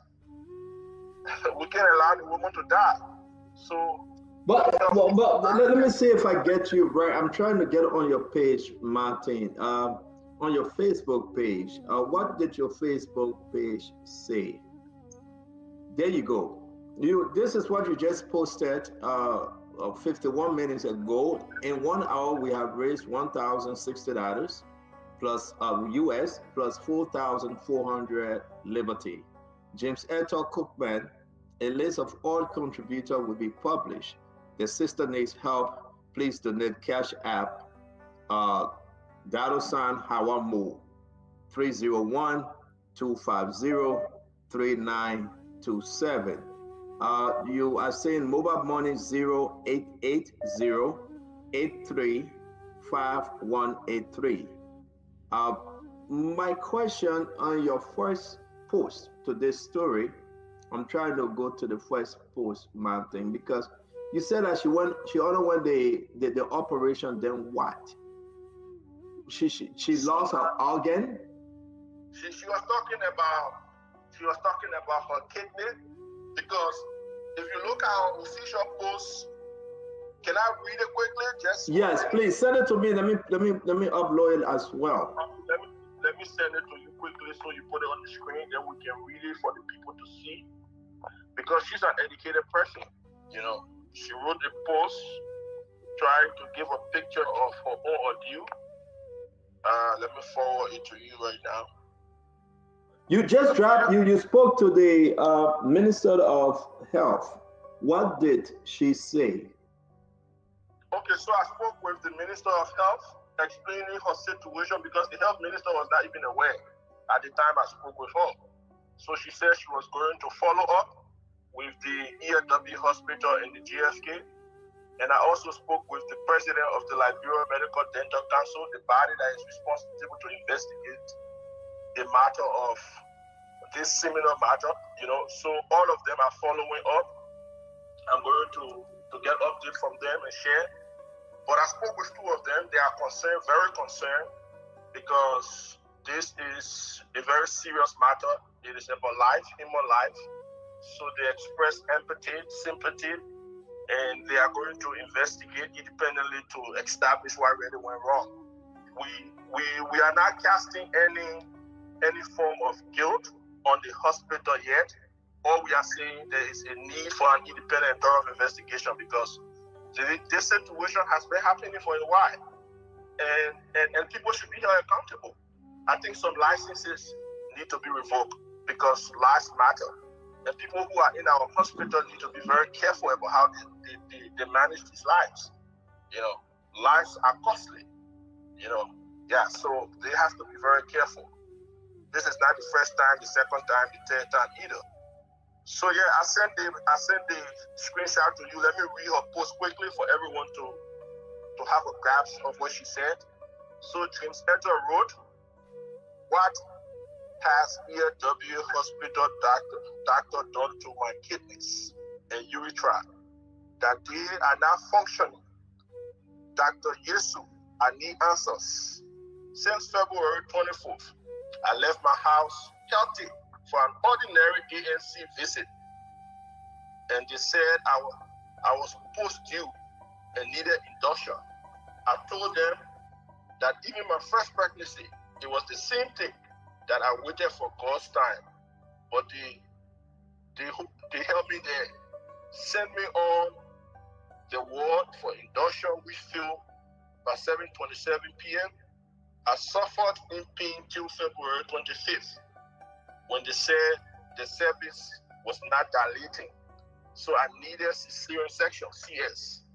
My partner refused, but since I understood and I knew that CS is just a minor thing, I accepted, not knowing I am accepting my death. One CS with many complications, delayed to refer me, my kidneys are not working, my liver is dying, my womb was removed, my urethra collapsed, sustained burn on my legs and back, and nothing I am understanding. I have undergone 8 sections of dialysis, no urine yet. I need answers from ELW. I want to die knowing why you killed me like this. I am calling on the Liberia Medical and Dental Council, the Ministry of Health, to please look into my case. I am dying in GFK slowly. My people, you please share this post. I need answers to find solutions." Thank you. Thank you very much. Dr. Richardson, what say you? You want to add anything before? Yeah. Same time I was trying to listen to her. There's a video of her on Martin's page, and so I wanted to get the full story, and it's very alarming and scary. She, as he said, she's very knowledgeable about her body. She went in for a simple, medical checkup to have a baby. They went in there and they said they did a cesarean section, but not knowing that they had a hysterectomy, which means they took out her entire reproductive system, her uterus, so she can't even have any more kids naturally anymore. And then she continued to bleed. They took her back to the ER about once or twice, and then eventually decided to transfer her to JFK for dialysis. So this is so confusing. One person going, she's saying she's very confused because she only went in for pregnancy issues to deliver a child, and then all of a sudden here she is now, getting dialysis. So it's so confusing. But somebody said that maybe somebody should be held liable maybe it's for a time that we hold people accountable for these kind of behavior. This is whoever engaged in negligence of this woman's care to be, held liable for that. But again, when you think about it, who do you hold liable? Because number one, who is regulating our doctors? What organization? Number two, can you hold the hospital liable? The hospital can say, well, we're not getting enough funding. Then you say, well, can I hold the government liable for not funding the hospital? So it goes down the list. There's a whole list of people. But a good lawyer knows exactly what to do, because what I know from lawsuits, you don't just go for one person, you go for everybody. And maybe Thank this you. happens in our country. This is not the first time this is happening. No, it happens so many times. It's not only ELW hospital, by the way. So many in hospital and clinics. You're right. My thing. So let me post up the Cash App information, and then we hope that there you have it. You got a Cash App here, Martin H. Howard Mo, and the phone number at 301-250-3927. All right, that's the Cash App information. And that's sync Sendwave here. Mobile money is, I think that's the same thing. Mobile money 0880. Yeah, 0880-835-183. If you want to contribute to our sister James Etta, please, James Etta Kuman, please do so. But this is a very, very serious issue. I will only say to you that we will follow this story, and thank you very much, Martin. Anything you want to close on? Oh, CEO, I'm actually downhearted because when I spoke with the lady on the phone, she was crying. She said, Martin, I'm on dialysis, but I'm still bleeding. And I was asking them why they were transferring me to GSK after causing such a problem. And they could not tell me anything. Why transfer me when I'm bleeding? You created the bleeding. I came for a simple process, and you made the process complicated. And she was telling me there was a tube they even cut for me up. So her situation is pathetic. I'm just calling on the government to help. That's why I had to talk to the Minister of Health and also the President of the Medical Council. Let's do all we can to help her. Otherwise, the bleeding could perhaps kill her. God forbid. She's still bleeding up to now. Imagine, for the 25th of February. So she is still bleeding. So this is a serious case, and she's one of us. She's a Liberian. We have to help her. And from her voice, she's traumatized. She's psychologically down. So we just have to do all we can. She needs advanced medical treatment. Let's get her out of the country, because she can be at GSK on a dialysis machine. We have to find a solution beyond the dialysis. Thank you. The dialysis might just help to stabilize her, but what next? Damage has been created. We have to make sure she gets advanced medical treatment. So that's why we are on. I appreciate the opportunity, CEO, for us to come on and see our situation. Martin, thank you very much. And again, we wish her well. You're quite correct. We wish James Etta well. Listen, talk to me if we can do this again or more, or one-on-one with the CEO. We will. We want to say yes, indeed. The Cash App number is $ Howard Mo 301-250-3927. That's the phone number for the Cash App, 301-250-3927. And don't forget. Let me just recommend to the Medical Council, it is about time we begin to check the credentials of medical doctors and practitioners. It's very important. Very important. We have to check these things. Don't forget the mobile money send with number that's 0880-835-183. Thank you very much, Martin. We appreciate you, and we'll talk on the other side. Yeah. All right, there we have it. I want to say thanks to Martin for this humanitarian intervention. Yeah, guys, let's move on to the conversation. We took a lot of calls. Something we have to do every Saturday to bring our people up to speed. Welcome to the show again, Dr. Francine Special, Chineway, Abraham Webb, Richardson. Welcome. I'm going to welcome Honorable Karis Mose Gray, Asido, and Abula Mame. Thank you very much for producing for tonight's Sylvester Chittle Play. Thanks to all of you that have John Spoon. Please follow Martin page, follow the social media page of Just Etta. Please intervene. She too is a Liberian. Thank you. Honorable Gray, welcome. Thank you. You got me? You good? Yep. Okay, thank you.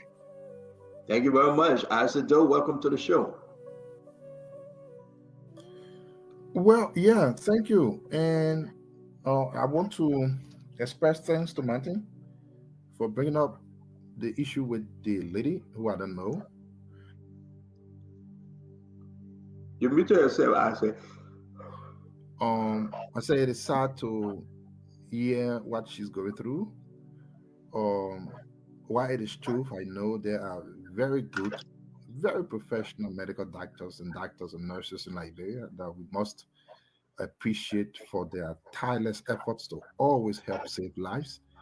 We also have to recognize that there are few that, maybe who need one or two touch here and there and sometimes make mistakes, which should not happen at all. Like you've posted, I hope everyone that can help this lady just any way they can to, help her situation better. But I wanted to ask Martin, because it is important that people get the real story so that other people don't doubt certain things, because this is just information on the internet. When he was reading, he said something about the kidneys not working, and I wasn't sure if he meant one of the kidneys or both of the kidneys, because I don't know much about medical thing about him, or I don't know anything about it. I'm not quite sure though if two kidneys of a person stop working, if that person will still be alive, able to text, able to talk. I'm not quite sure. So I thought it would have been a good thing if you were to clarify that so that the people are sure on what he's saying. I think that would have been a good thing. Thank you, Isaac. Two kidneys stop working, continue dialysis. You can still be alive. All depends the condition and the degree of the malfunction of your kidney. But those were a good question to ask Mountain if they took one or two were damaged. But when she's on dialysis, more need to be discussed. Thank you. Mame the Bapolu boy. Yeah, thank you, Stanton. The story brought me down, to be honest. No woman should die or struggle for life while giving birth. I mean, it brought me down, to be honest with you. I wish her well. We pray that God intervenes. I mean, touch the hearts of the doctors, open their minds so that she can be able to recover and live again. Thank you. Thank you, Mohammed. Dr. Richardson, close on this one, and then we can move into our liberal politics story. Yeah, it's sad, like Mommy said, but we have to continue fighting for life. Okay, I appreciate. I saw her fighting spirit on the video. I don't know her status right now, but people gotta be held liable, accountable. I think you started this story, Stanton, and you said in other parts of the world, there's a huge malpractice suit that will be going on right now, but somehow that doesn't happen quite a lot in our country. Maybe because we talk it in the house and we beg and say, "Oh, I beg you, let be so," and all of that stuff. But you cannot see someone who's going in to have a child or to have a cesarean section and then loses the uterus. That's a huge thing. Furthermore, then you find the next thing that person is on dialysis. That is another huge thing. So sorry, I gotta go take care of somebody too. I'll be back. Sorry. Okay, thank you very much, Dr. Richardson. Thanks a lot. Thanks, folks. Let's just get into this thing. I want to appreciate all of you. We're hearing the story about the American government under the leadership of Donald J. Trump,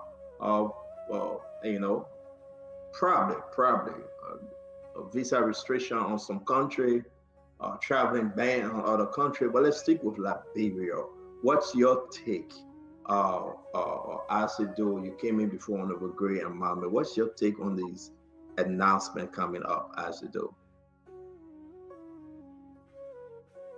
You know, to be frank on it, I have been seeing that all around in the newspaper and stuff. For some reason, I don't know if that's a weakness on me or what really happened today. I've not sat to actually read from start to finish on exactly why, the reason why, what category, what is it for, who is it targeting, what are the exemptions, if there are any, if there are nothing.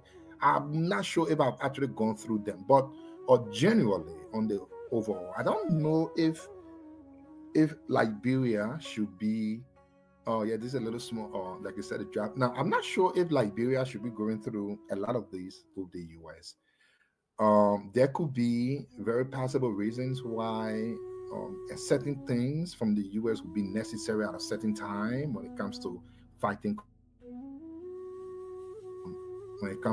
corruption, fighting ills in governance in our country. Say, like we've always had the issue of passports. I know someone told me the US government may be having the thinking that most of those holding diplomatic passports, for instance, from Liberia, you never can tell. Probably they're doing a lot more just being a diplomat or a person privileged to actually hold those passports. So probably they may be looking at all of those things. But again, from that, I would want to think, because we were here once when a report came on the issue of visa overstays and all that kind of a thing. Are those some of the reasons why? Did they play any part? Is it a reason? I don't know. If it is good for the country, I don't think so. Or if it is necessary sometime for some parts of the country, like for instance, government officials like me who serve there and other people who might be doing bad, of course it is. But I don't know. I hope we can look more into it and it doesn't bring any effect negatively on the common people. Of course, one of our leaders said common people are not important, but I hope it doesn't affect them. It should affect those who actually should be those being affected.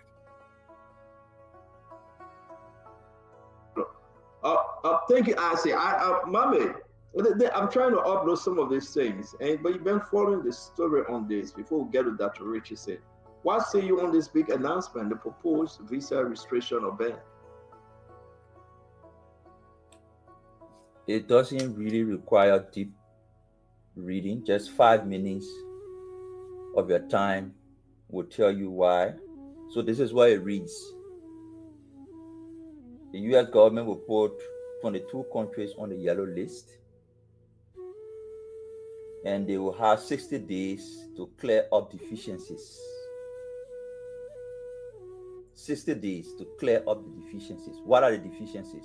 1, so some of the issues to address include inadequate security practices for issuing passport. Inadequate security practices for issuing passport and selling of passport to people from banned countries, selling of citizenship to people from banned countries. The US is concerned, the US has been concerned that countries are giving passport to criminals, drug lords, and those criminals and drug lords are using those passports to enter America and to enter in other countries that are partners to America. America has been concerned that the security around the issuance of passports have usually been compromised, and passports are in the hands of criminals, and those criminals are using them to enter the US and to enter other places.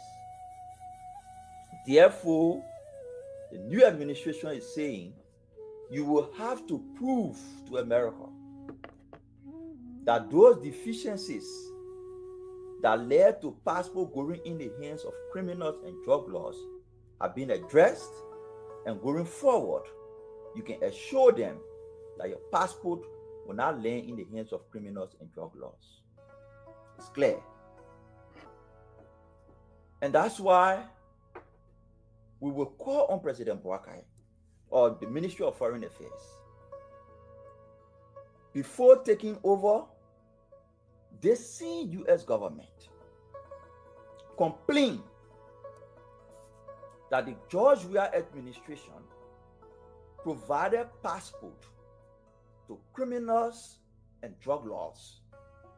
Some of them were arrested on American soil, and America notified Liberia and prosecuted those people. President Weah set up a committee to investigate twice. To date, nobody knows how far that investigation went, who was held liable for issuing passport, diplomatic passport, or ordinary passport to criminals. Nobody knows.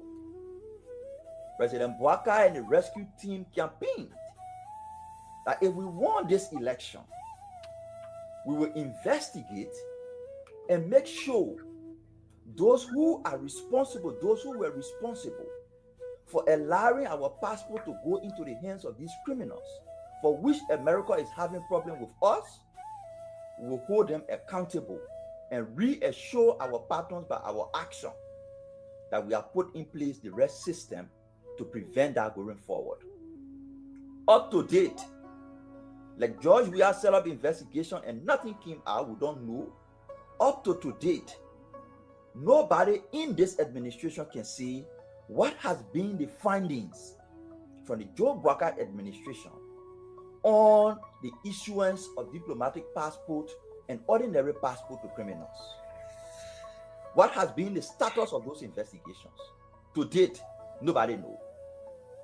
Nobody can establish it. People who were in the line of duty for the issuance of passport, whether it was by negligence or it was part of the code, they took the NSA boss and appointed him passport director. Under the issuance of that diplomatic passport, you have to get clearance from NSA. He was the head of NSA when these passports were given out to criminals. We came, appointed him the head of passport.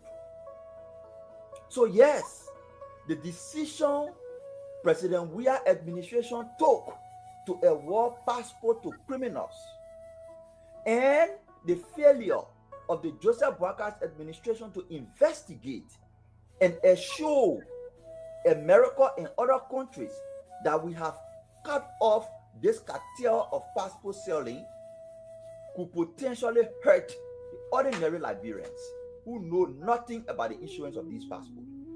If you put travel restriction, like we see, it's a proposal. But if this travel restriction is placed, ordinary Liberians who have no dealing with how passports are issued will be affected because their former president, under his administration, awarded passport to criminals. America identified them, prosecuted them, informed us. He set a committee and did nothing. And President Bouaka took over and up to now has done nothing. Mama, thank you very much. Ladies and gentlemen, we are discussing the passport restriction ban proposed by the U.S. government. We'll go to you and ask you what you think. But it's very important for us to realize that, you know what? I think we're doing it to ourselves as Liberians. And we have to discuss it today. Dr. Richardson, what's your take on this one before the Honorable Akaris Mosigre speak to this? Yeah, I want to just say that the United States divided countries into three categories. The first category was they had a travel ban on certain countries such as Afghanistan, North Korea, Syria. If you are on that list, that means that you are banned from getting a visa to enter this country. Okay. And then they had another list called that was the red list. And they had another list called the orange list. And that was the visas sharply restricted. Okay, great. Thank you for showing that. That's the visas sharply restricted list. And those countries are countries such as Sierra Leone, which we know very well on this list, as you can see, and is sharply restricted, which basically means that they're going to really, really scrutinize your application for visa. Okay, if you apply to come to the United States and you're from Pakistan, you're from Sierra Leone, you're from Russia, they will be scrutinizing more than they did before your visa application. And then they have the yellow list, and this is something that Mommy addressed. Liberia falls, I believe, I don't see Liberia, but in this list, Liberia falls within the yellow list, okay, which says that we have 60 days to address some of the deficiencies in which we have given people's passport. For example, we've given people passports who came to the United States and they were on diplomatic passport and they misbehaved. They got involved in criminality. If they became a security issue to the United States, United States has observed that people with Liberia's passport, were engaged in acts that were anti-democratic, according to them, in this country, in the United States. So those are the three lists that we're on. But I have a good and bad feelings about this. I'm sad in a way because the diversity that many of these people who find themselves caught into this whole passport saga that came to the United States, they brought in a lot of diversity, they brought in some contributions to the United States. On the other hand, this will make us love our country even more. Okay, this will make us put our energy, our finances, this will help us see Liberia in a different light, instead of us abusing or being corrupt, because corruption to me is a form of abusing our own citizens. We'll spend our time developing. It's because we want to stay in Liberia. We want to make Liberia a place where we will not want to leave. We will not want to be subjected to the scrutiny of our passport. So yes, maybe this will also help straighten out the passport deficiencies that we have. Maybe the way how we issue diplomatic passport, we'll take a look at that. We'll begin to understand that you can't just do this. You have to really pay attention that it is important for a country to be able to have the privilege to give people a diplomatic passport. So I just wanted to add that. Thank you, Stanton. Dr. Richardson, thank you very much. Honorable Gray. Yeah, let me say thank you very much. I hope you get me. Look, Stanton, the rest of our colleagues, we gotta stop sugarcoating and doing the blame game. CDC. It's unfortunate. You want to do the blame game? Read about the story of Matt Bogler, the Danish guy who bought a diplomatic position in Liberia, held a diplomatic passport, appointed as ambassador at large in Central African Republic in 2012, under the signature of President Sirleaf, a Danish filmmaker. Just Google and see it. We want to wear our Kia Bago, CDC. So wear a bike and go to Unity Party, 12 years in government. The big scandal of such, $150,000. The guy bought the position in diplomatic passport. Matt Bogler, a Danish filmmaker, appointed as ambassador at large in Central African Republic, representing the Republic of Liberia. That put that aside. This administration that claimed to know everything took two strong measures in March and in April of 2024. Sarah Beswell-Nyanti announced because of security concerns, the passport regulation of 2023 was canceled. And they announced the 2016 passport regulation and published it. By April, they have announced that every Liberian who has a diplomatic passport should return it. Once you don't fall under that category of the regulation of 2016, not only that if you don't, it means you cannot travel on it. By April, it will be canceled automatically because it's recorded. The government made that emphatically clear. I have been a holder of a diplomatic passport. I cannot travel on it because of the government position and policy. If you travel on it, they will arrest you, in fact, because you're supposed to own it. It's canceled. Let me say she announced the cancellation. For colleagues in... Representative Gray, wait, did you have an option to go and reapply, or was it just outright? I'm only entitled to an official passport as a former lawmaker. That's the 2016 regulation that it reinstated. I'm not entitled. Finish our Representative Gray. We'll get to the question and answer. Yeah. Let me say my own or two things, then Dr. Richardson, maybe you can ask your bad brother the question you want to ask him. I was interrupted.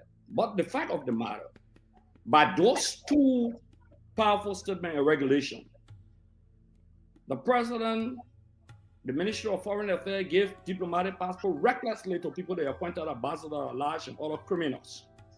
Some arrested in Japan, some cultural ambassador, some commercial ambassador, one pretty boy that you made, or how they call it, business large to the president, ambassador, and all of those things. Group of criminals. At the end of the day, the president chose that they would have to take some of the diplomatic passport from these guys. It's on public record, President Boyka. That's the security concern that is being raised by the American government. It's not CDC. It's not America had a destination on the former passport director under CDC. Okay?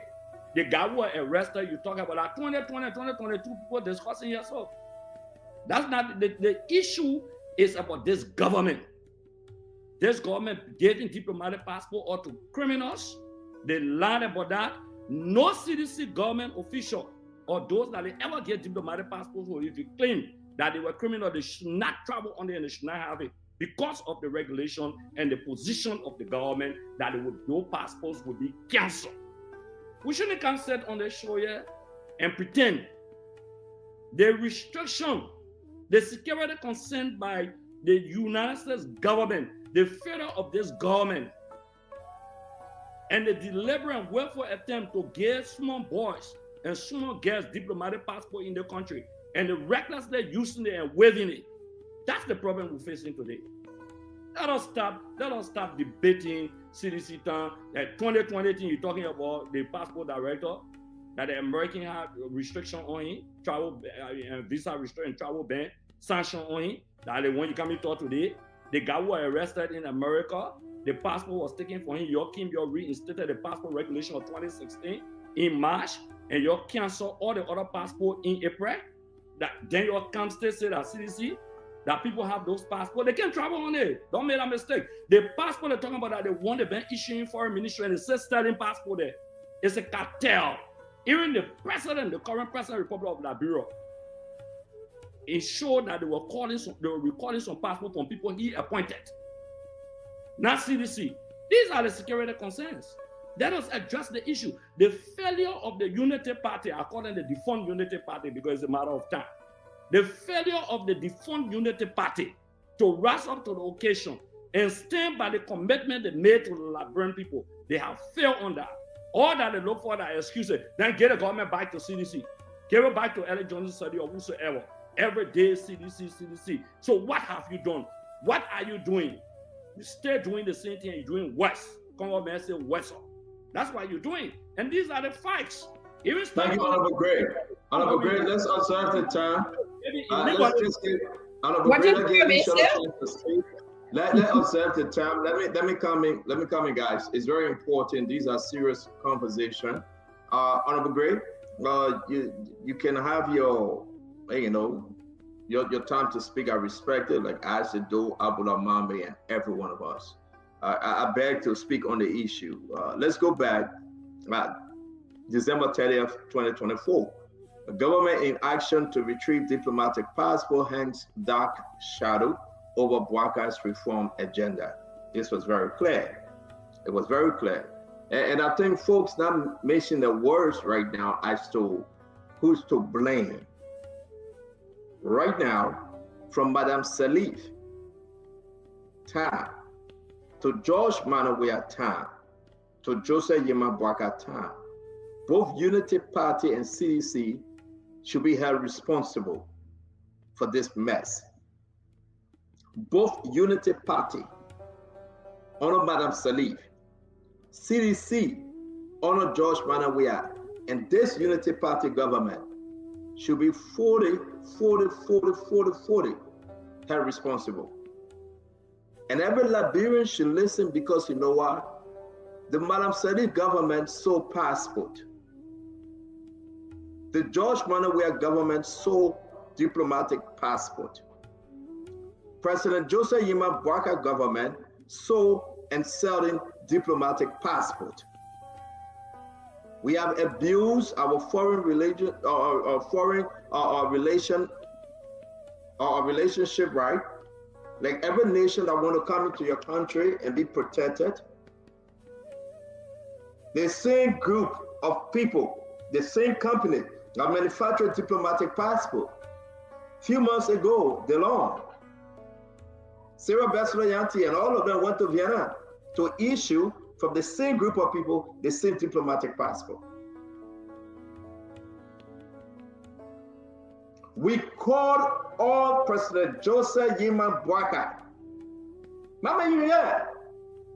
We said, Mr. President, Jowia, Basenga family, and they even sanctioned Andrew. You know it. We need a new leader. We said it. We need a new leader because our foreign relationship is in trouble. We are spending over $5 million for non-permanent seat at the UN. We cannot reform our passport issue in the country. Over $5 million for non-permanent seat. We are here when they called the deputy minister, you call her name, the white gray. 7 p.m. in the evening, they don't confirm her. Well, there was so many allegations and accusations that she was involved in the study of diplomatic passport. But Mama, you here. I encourage every one of you guys here. They have destroyed our foreign mission. The same people before Jowia left power, they sent over hundreds, not thousands more on foreign mission.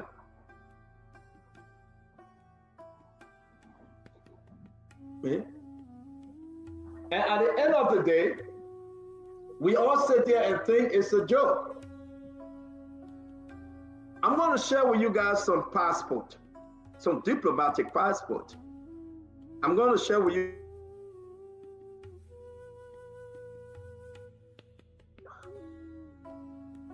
I'm going to share with you guys some of these passports for you to see. I'm uploading them. Honor George Monrovia. This is our Avoran, Bamba, carrying Liberia diplomatic passport. Can anybody tell me that George Monrovia government never sold passport? Honor George Monrovia. We all got to be responsible and we got to share in this thing together. Honor George Monrovia. Who is this person?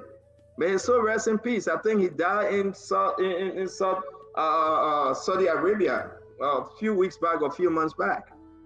The man was responsible for the contribution to the hospital in Bapolu, the Invisible Park. That was George Monrovia's friend.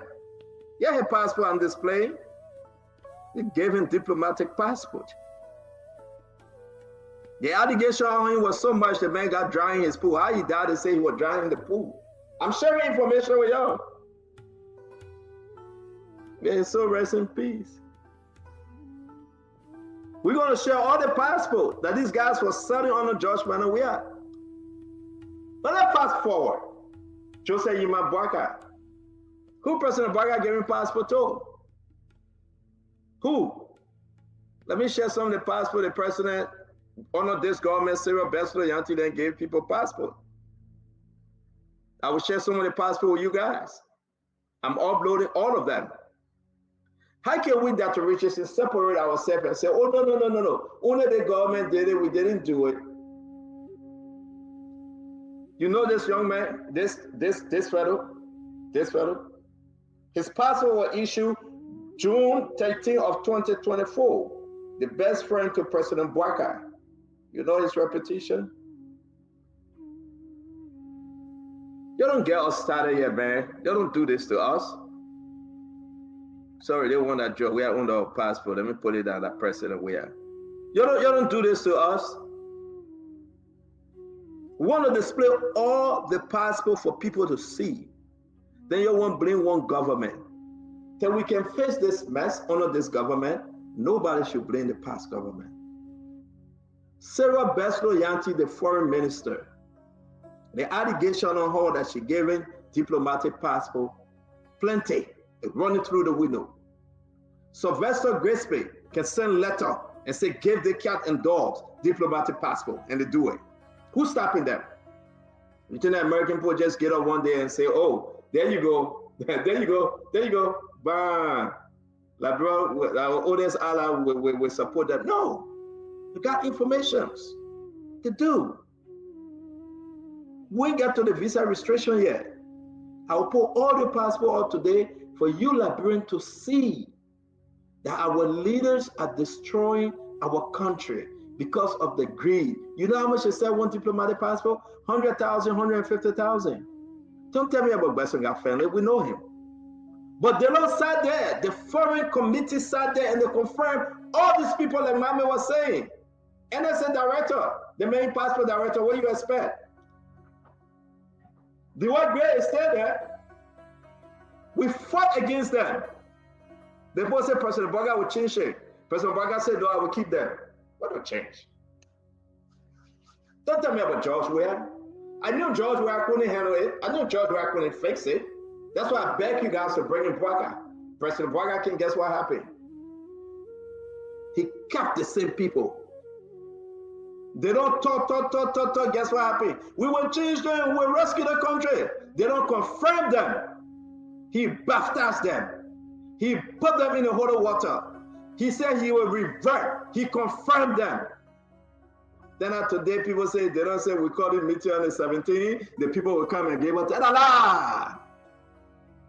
The president had to write the American embassy for them to come to the UNGA. The reason why they cannot come to America like before, they have to write the American embassy for them to travel. You confirm the very people that have bad character when you talk about the foreign mission. You had an opportunity to say no in the cool of the evenings, 6, 7 p.m. When no camera around, you confirm them. Then you tell them, say, you calling them for what? America will listen to them. Sarah Bethlehem Yanti came to the state in Washington, D.C. a few weeks ago. Nobody saw her. Everybody said they want to see her. Somebody sent her a picture. She went knocking on the door. I said, I'm not going to post the picture. The whole foreign ministry is rotting. The former NSA director, they don't say that his friend. The allegation of passport hanging over him from John Monrovia town. The word Gray, they don't say that his friend kept caught there because they don't tell them, say, if I scratch your back, just scratch my back. I will make my recommendation for you to hire people in the foreign service. That was the agreement. Cyril Besflo Yanti, they don't say I will revert. Up to now, he stay reverting. How can you trust your leaders? And they're destroying the country. But let's go back to you, Asido. Let's go back to you. Let's do that second round real quick. I got more passports I will be showing you guys on this show. These passports were given clandestinely under Madame Salif, under George Weah, and our government, the rescue government. They're doing exactly what the other people did. Nothing changed.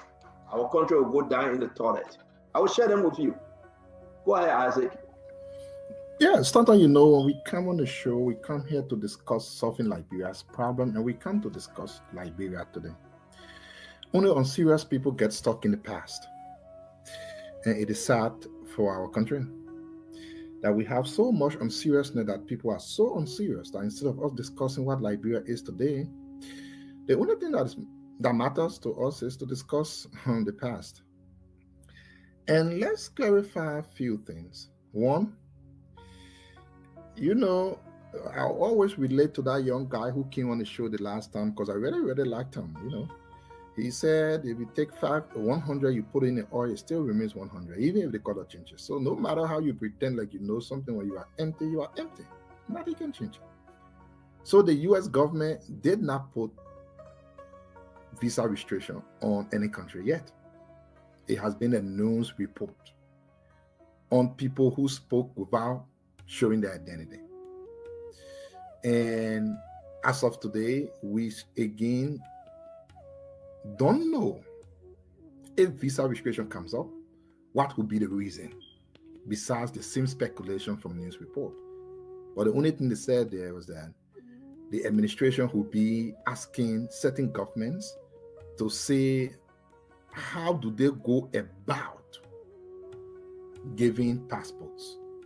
I'm not sure they will be asking on how they went about giving passport. That means they are concerned about the current process that exists today. And when you close your eyes, the only person who is president is one person, Baga. I don't think there's any other person there. Although he is the president for government officials, and there's another president for the real common people, but we know the president by paper who is the president is Baga. So if the people are concerned with how the process goes on now, it is only fair that we be serious and talk about how it goes on. You know, we're talking about people being arrested. I'm sure the other guy is a one Koto, Isa Koto, something, who got passport under the Parker administration was arrested sometime somewhere. We don't want to talk about this. But again, like we were saying, on a serious thing, would it be a good thing for our country? I don't think so.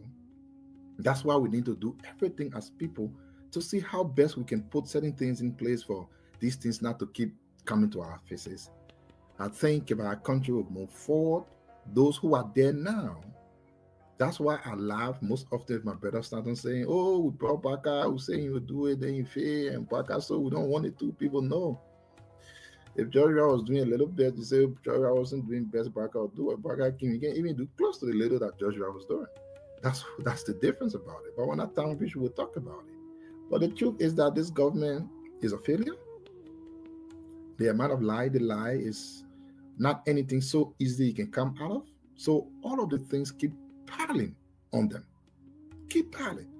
Everything being done at the ministry today were things put in place by the former minister ambassador D. Maswell Kenya. The building, the construction, the renovation. Let's move on, Isaac. Thank you. Thank you very much. Let's move on. Dr. Richardson, let's hear you before we go to Honorable Gray.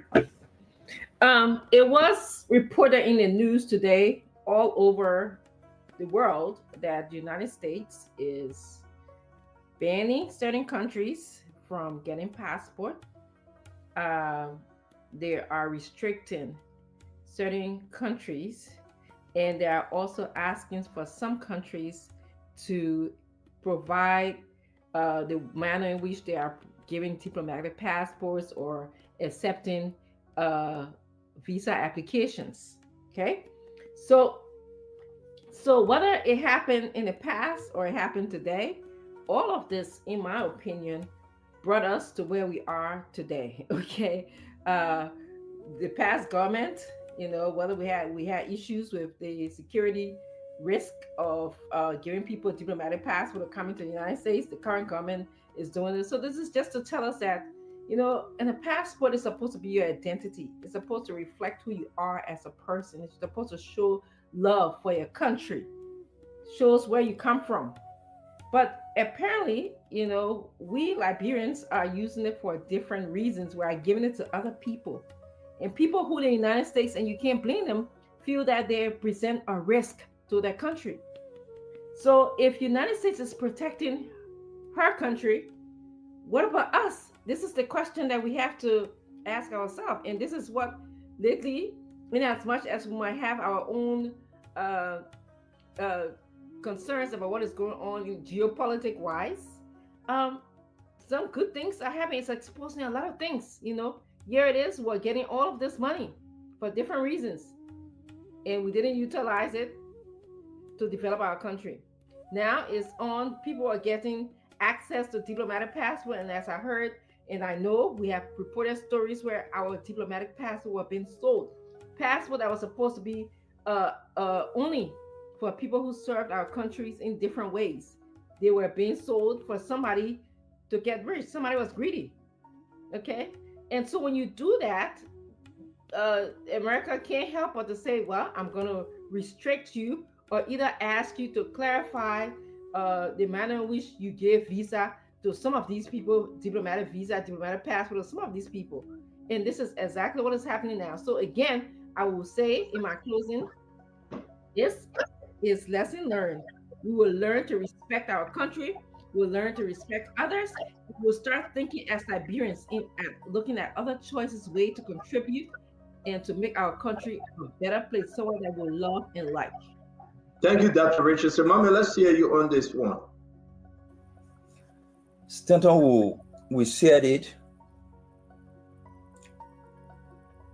cancellation of passport does not assure the US government that your system is secure. It doesn't.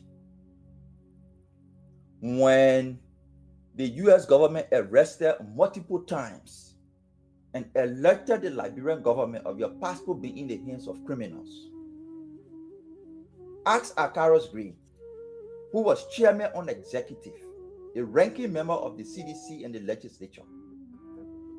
What did their government do after George Weah announced an investigation?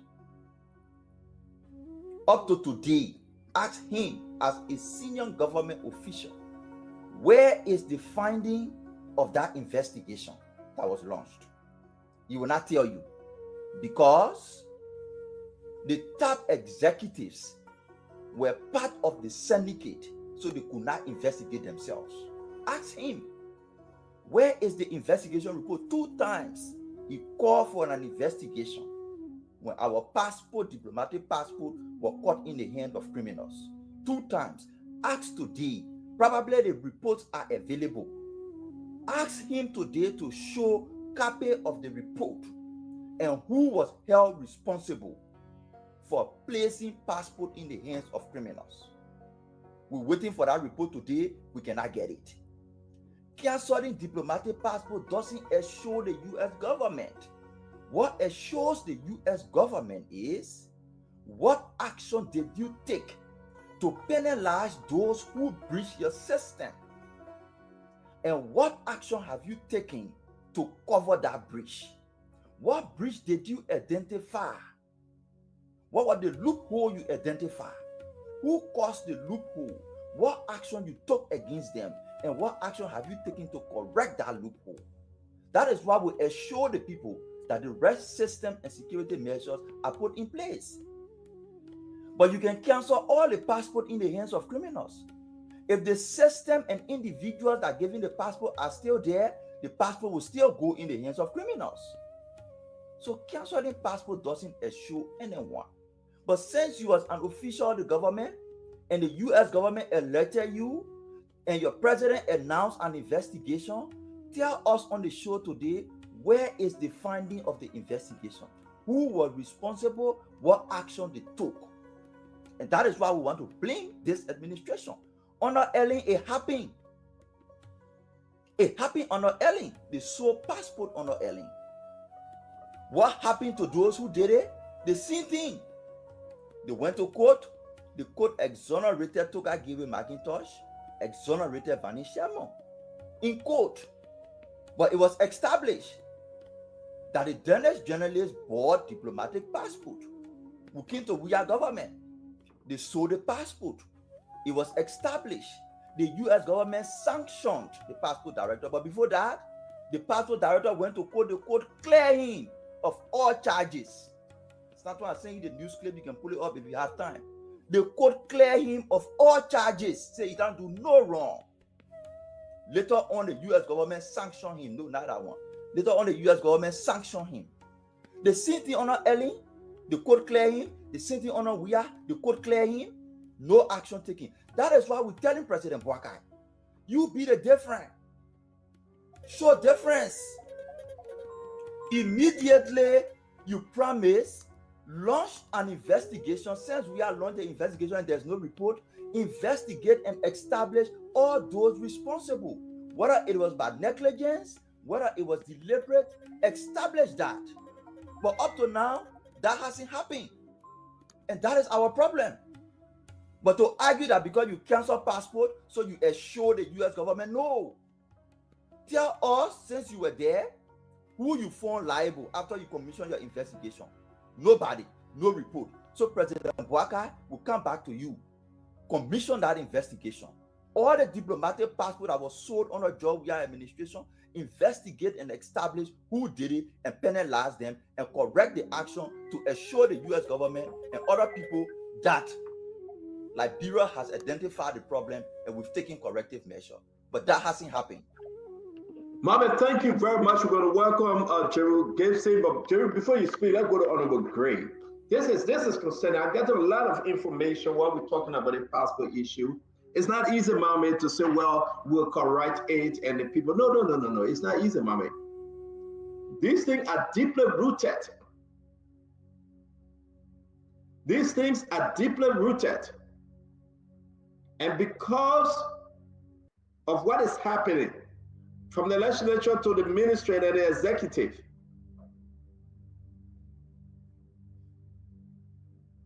also bodyguard assigned to Sarah Besloyanti. Jeff Williams.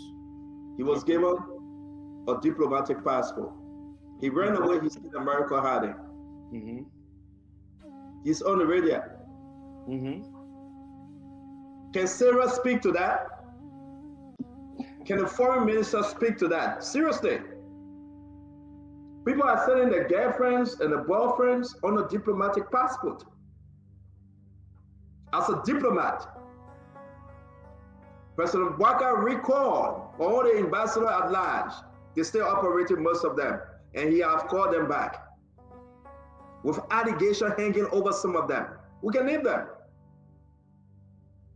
All those that President Waka recalled, they still using the diplomatic passport and they are covered in other countries. They are showing the diplomatic passport and say, let my document. I'm representing His Excellency Joseph Imabwaka. We are in a serious mess. And I think, thank God that Donald Trump helping us to fix it. Honorable Gray, talk to us. Donald, thank you, your brothers. And sometimes when we're speaking, people got to listen. Sarah Beslow Nyanti in March and in April spoke of security measures. Nobody said just the cancellation. She spoke of security measures because security concerns. Since March. I agree with Mama when you said security measures should be premier. Yes. That's what Sarah said. It's not a cancellation of passport, it's security measures. They have failed to act. You just struck a point. Her senior bodyguard escaped to Guinea. Monna. Do you know that we have two passport directors? You have Joe Mendy and the former NSA boss under this government. Check the record. Two passport directors. Who is the real passport director? The public record. President Boyka canceled diplomatic passport because the American raised the concern of the criminals. Ambassador Alash, he said he canceled those diplomatic passport that under his administration the issue. Those responsible special envoys, you remember Stanton? They said they're recalling the passport from those special envoys they appointed. Those on trade and investment representing Liberia. Jeremiah Pia, information minister, announced that the government has failed. There's not a debate. Or you want our people being arrested? You talk about 2022.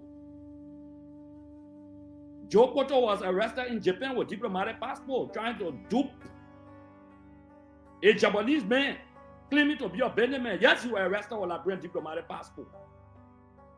Under this government, you gain a diplomatic passport. Criminals are seen in flight and flying with President Boyka around. Oninga, get questionable character, you gain diplomatic passport. The other one you appointed for trade, they want to call Predator Ball. He got problem, people running behind him for stolen car or in Liberia. They announced that people calling, running. You gain diplomatic passport. You have constructed a new cartel of criminals, bandits and thieves who are parading our diplomatic passport. Nobody said that scandal did not occur under LA or under President Weah. But that's not the reason why the American government is flagging these issues. They are flagging these issues because of the ineptitude and the willful giving of diplomatic passport. Just recently, Jeremiah Kun was traveling.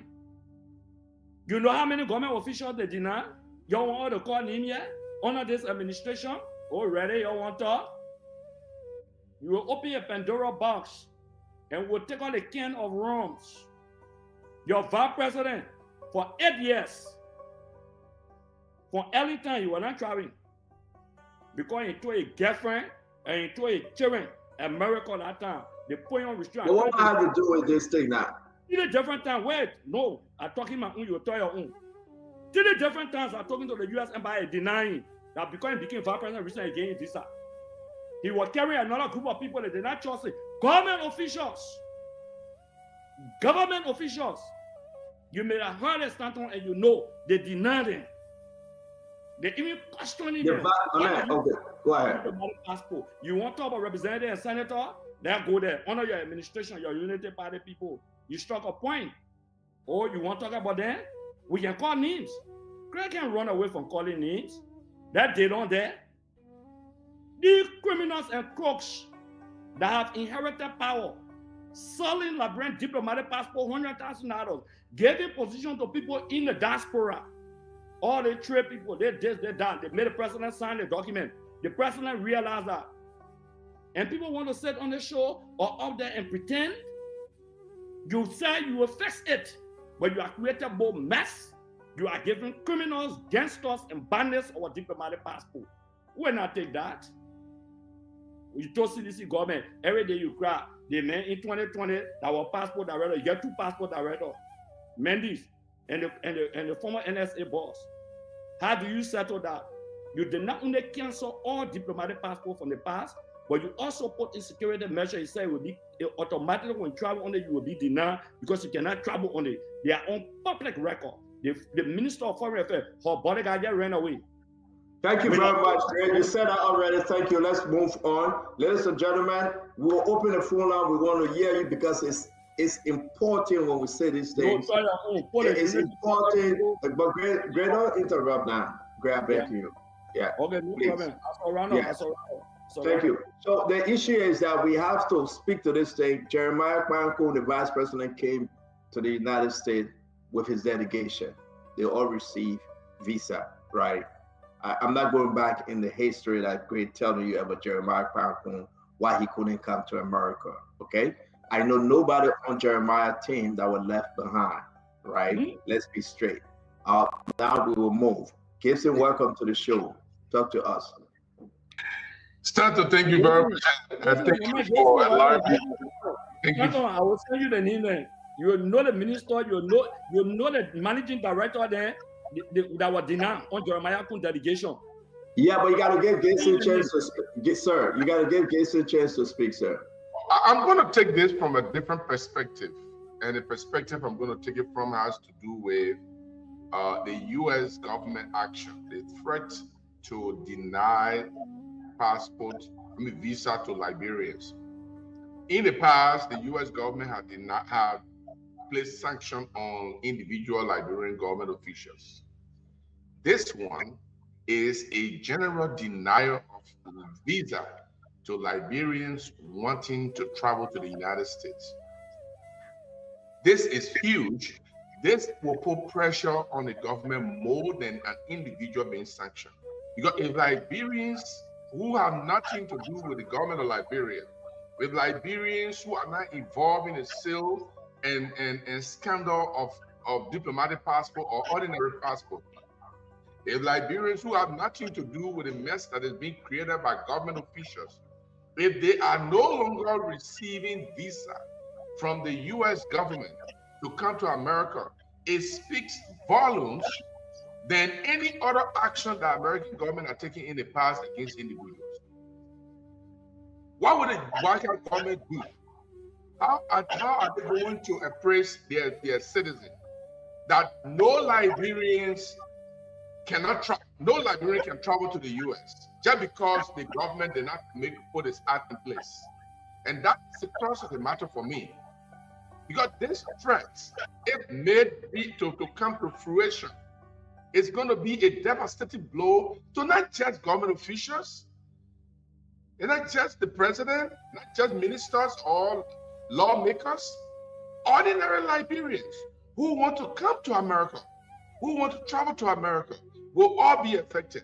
And I think this government should take this very seriously because this Trump administration might just make this real if the things they want to put in place, if the rule of law are continuing to be violated, are bastardized and disrespected, if human rights situation in Liberia continue to be looming over the Liberian government and other security apparatuses, if AFL and police are fighting in the streets in the glare of civilians and other people, if the House of Representatives continue to be divided on legal grounds that are very clear to people, if all of these things are happening and the government is unable to put it act in order, and the U.S. government finally says, you know what, we had it to our neck.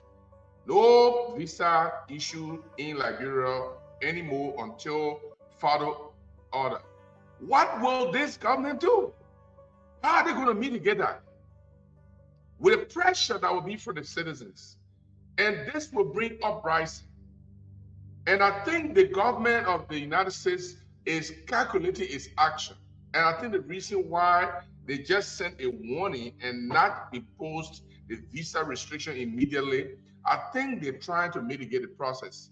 They give the government of Bouakai a chance to correct the errors, to put a house in order, to make sure that the U.S. government is on their side. Otherwise, in that extension, this is going to be a big blow. I'm not going to argue here about George Weah, diplomatic passport sale in George Weah government. That's why we took George Weah from there, right? We said George Weah passport being sold, passport not correct, George Weah is corrupt, everything George Weah was the bad. And then we were going to rescue this country. We were going to fix what George Weah destroyed. We were going to fix what George Weah did not fix. And then we come to power. And we have this guy from the NSA. We have him there. I don't know, he is a boss of the passport department. And then we have another passport director who approve people's passport. Then they go to this guy, then he sign your passport. I mean, take it to the deputy minister of administration. What is going on? Are we fixing or are we increasing the mess? This is a serious problem, and I think even the Minister of Foreign Affairs started to mention about her bodyguard. Why she can't take simple actions? Why they can't put in place an austerity measure to control what goes out? You can replace all the passports you want to replace. You can put a freeze on them. If the cartel, if the institutionalized crook activities is not taken care of, if the system is not corrected, the same passport laying the same people's hand because they know how to channel that in the people's hand. So I think this is more of a serious issue to the government. They should pay more attention to it. And it is diplomatic passport. Diplomatic passport is a voice of the government. The government is telling Gibson that you are representing us as a diplomat. Take this passport. And Gibson take this passport and misuse this passport, carry drugs, do all kinds of criminal activities. It is the government of Liberia, representative, who the government of Liberia agreed to be a diplomat for you, to travel on their diplomatic status.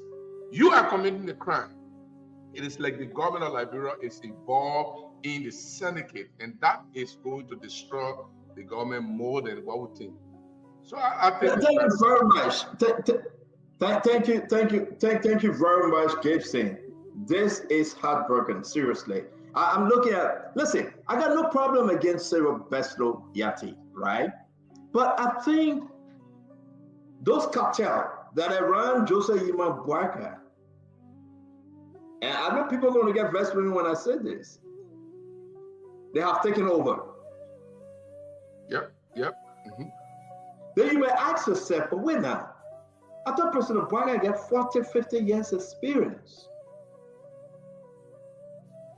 What happened? Why he allowed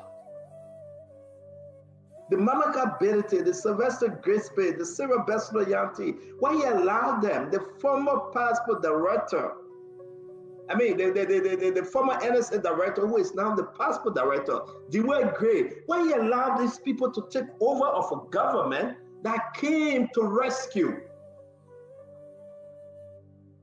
No, seriously, somebody got to answer.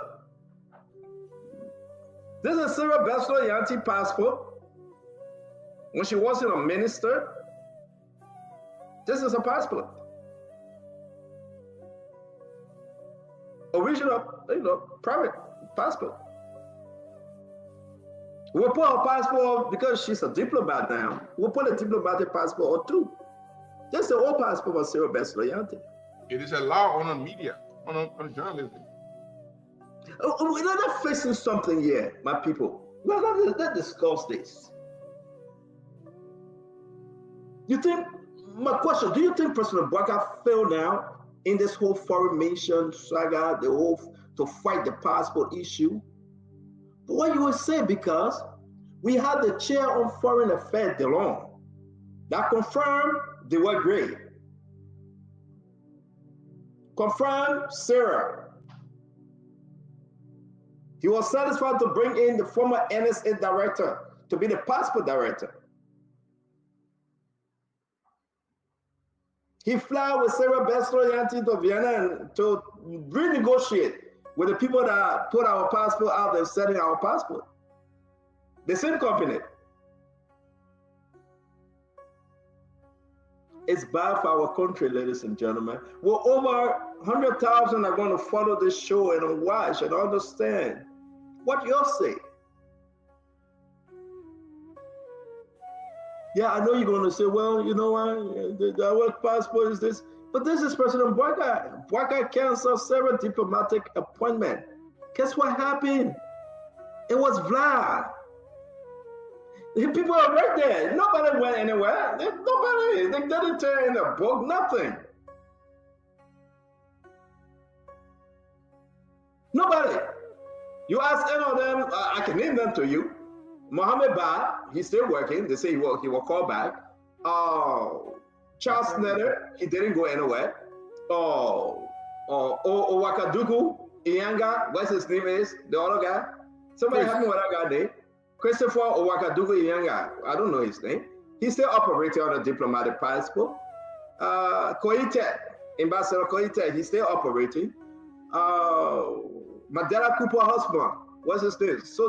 Sidou, whatever his name is, from Senegal. He's still operating. We can name them. These people still operating. They are your ambassador. They are negotiating.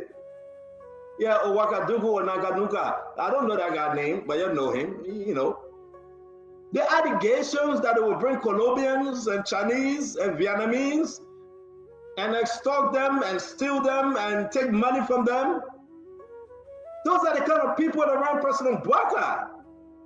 So when you see them, you get scared. You draw back and say, no, Mr. President, we never thought that you were going to walk this walk. Uncle Joe? No, Uncle Joe, no. Christopher Owakadugu got in problem with Jeremy Pierre about 10,000. The roof is something. The money went this way. No, it came this way. No, the man said I will pay you. But the man took the money and said he will pay my own credit.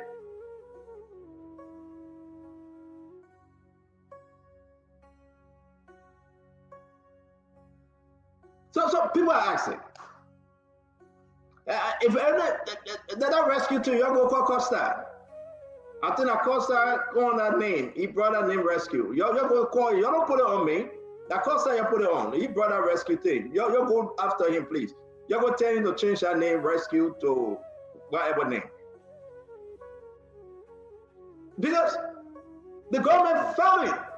How can this government? You heard Donald Trump calling Liberia name. Man, Donald Trump the man. How can this government get in serious trouble on foreign front? What is Madam Sarah doing? Don't you already know the job? She got the connection. The people look at you, right? They send somebody as permanent representative. You send Louis Brown. Louis Brown needed a TRC report.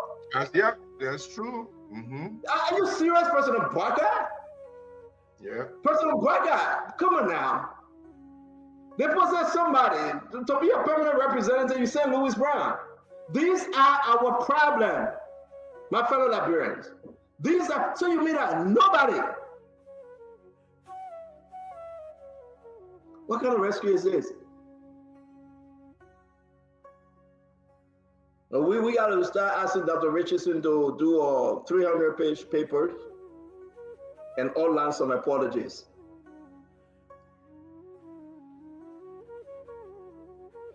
What kind of rescue is this? Look at Sarah Beslow. You really think that she came to rescue? She hustling to run again 2029 for president or to be somebody VP. Sarah Beslow, she didn't get time for Jose Yimabwaka. She never knew Jose Yimabwaka. She got no interest in just, no, Delon is done with President Bwaka. He got no interest in President Bwaka. They will operate as opposition, pretend to be in position, destroy Joseph Bwaka. Joseph Bwaka will leave government without any legacy. And whenever you hear the name, it is children hear the name of President Bwaka. If it doesn't change, when they hear the name of Joseph Bwaka, they will say, man, that puppet has destroyed our country.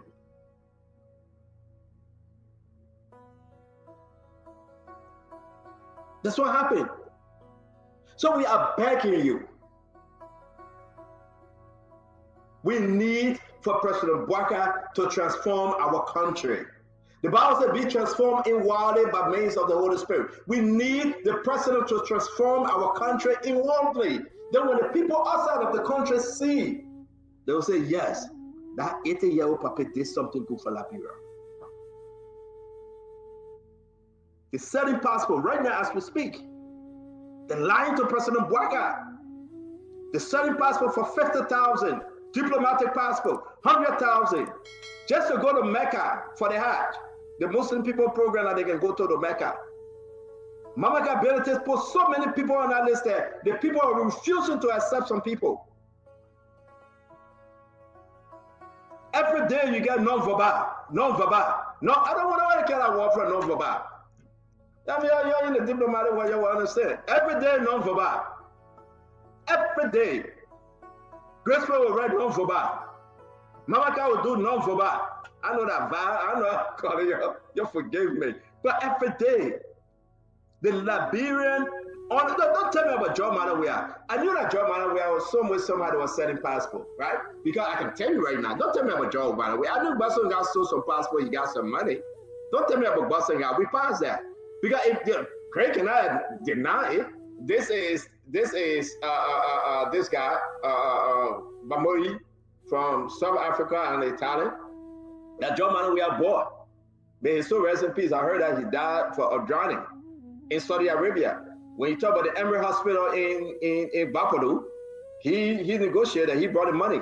The Invincible Park, they contributed. All that thing they said at Joe Webb project, this the guy that was hustling around bringing money. He died. That's what I heard. Yet to be confirmed. But yes, his passport, diplomatic passport. Joe Monrovia gave them a diplomatic passport. Greg cannot say a lie. Look at the date. Okay? Let's go to Bobby. The man that gave Joe Monrovia free plane. And up to today, the man said, Joe will say fly in the plane. Okay? Osami or Osmani Bambi, right there. Diplomatic passport. So when CDC ready to talk, we pack them. They shouldn't talk. We can go to my Ellen government and Gibson. They did the same thing. My Ellen, they did the same thing, Gibson. We know who they get passport to. So they put it aside. Yet come President Bwaka. President Bwaka una. So everybody get their own passport quick, right? President Bwaka said the man at his church brother. He get a man passport. What the man name? No. Let me find a man name. No, not this man. Somebody help me here. What the guy? I gotta find it. These are the same people. Let me go up a little bit. No, this is Joe. We have passport. Take the one down. I'm talking about Joe. We have passport, man. Joe was the president. He can put his passport up. Take this one down. All right. These are all current issues from Bwaka time. Look at the date. This is Joe. We are not Bwaka. I don't find Bwaka on a passport. We gotta be fair. This is Bwaka man. This is Bwaka church brother Matthew Anton. All right. Republic of Liberia, the man passport from 2024 to 2026. I get so many of these star passport under this government. I will be sharing with you guys. So every country get their own wicked person to get passport to. And observe, they call him special counsel or consultant investment trade for the Ministry of Foreign Affairs. Yeah. Special counsel for investment. So I'm saying to you, right? I'm saying to you, and I will say this again, all this country get their own people, that special people to get passport to. You can investigate them. The allegation that they are involved in some kind of criminality, you can investigate them. Then you want to ask question why the people saying Liberia is on the list. Yeah. You better open eye. I just show you Joel Una people. I will show you Madam Sally Una people. The chief of them all between Joel and Madam Sally, you know who that person was. It was a Western family. He was now senator, passport guy. It was him. He was a chief operator during George Weah term under Madam Salif too. I got over 100 passports I will be sharing with you. What Sarah Bessler doing with these people? Nothing. She doesn't know how to operate. Why is she doing nothing? The president told us, we'll recall all the passports. Get what she said? Okay. She went to bed. Fighting between she and the people why they not giving her information. When they go on foreign mission, I will stop here and bring Dr. Richardson in. See the amount of money these people asking for and carrying President Bwaka's name. They went to one of the country. I have the letter. They carried President Bwaka's name, requested money, millions of dollars. The president gave them 400,000. Whether the money reached to President Bwaka or not, only God won't know. Whether it kept between themselves, it's up to them. And then you won't blame Donald Trump. You better go blame your Liberian government. That's what we got to do. This is an embarrassment. So when I see these things, I said, CDC, shut up. Unity Party, keep quiet. You guys are brothers and sisters from the same womb. You know, Dr. Richard said, brothers and sisters from the same womb will fight, but they will still come together at some point.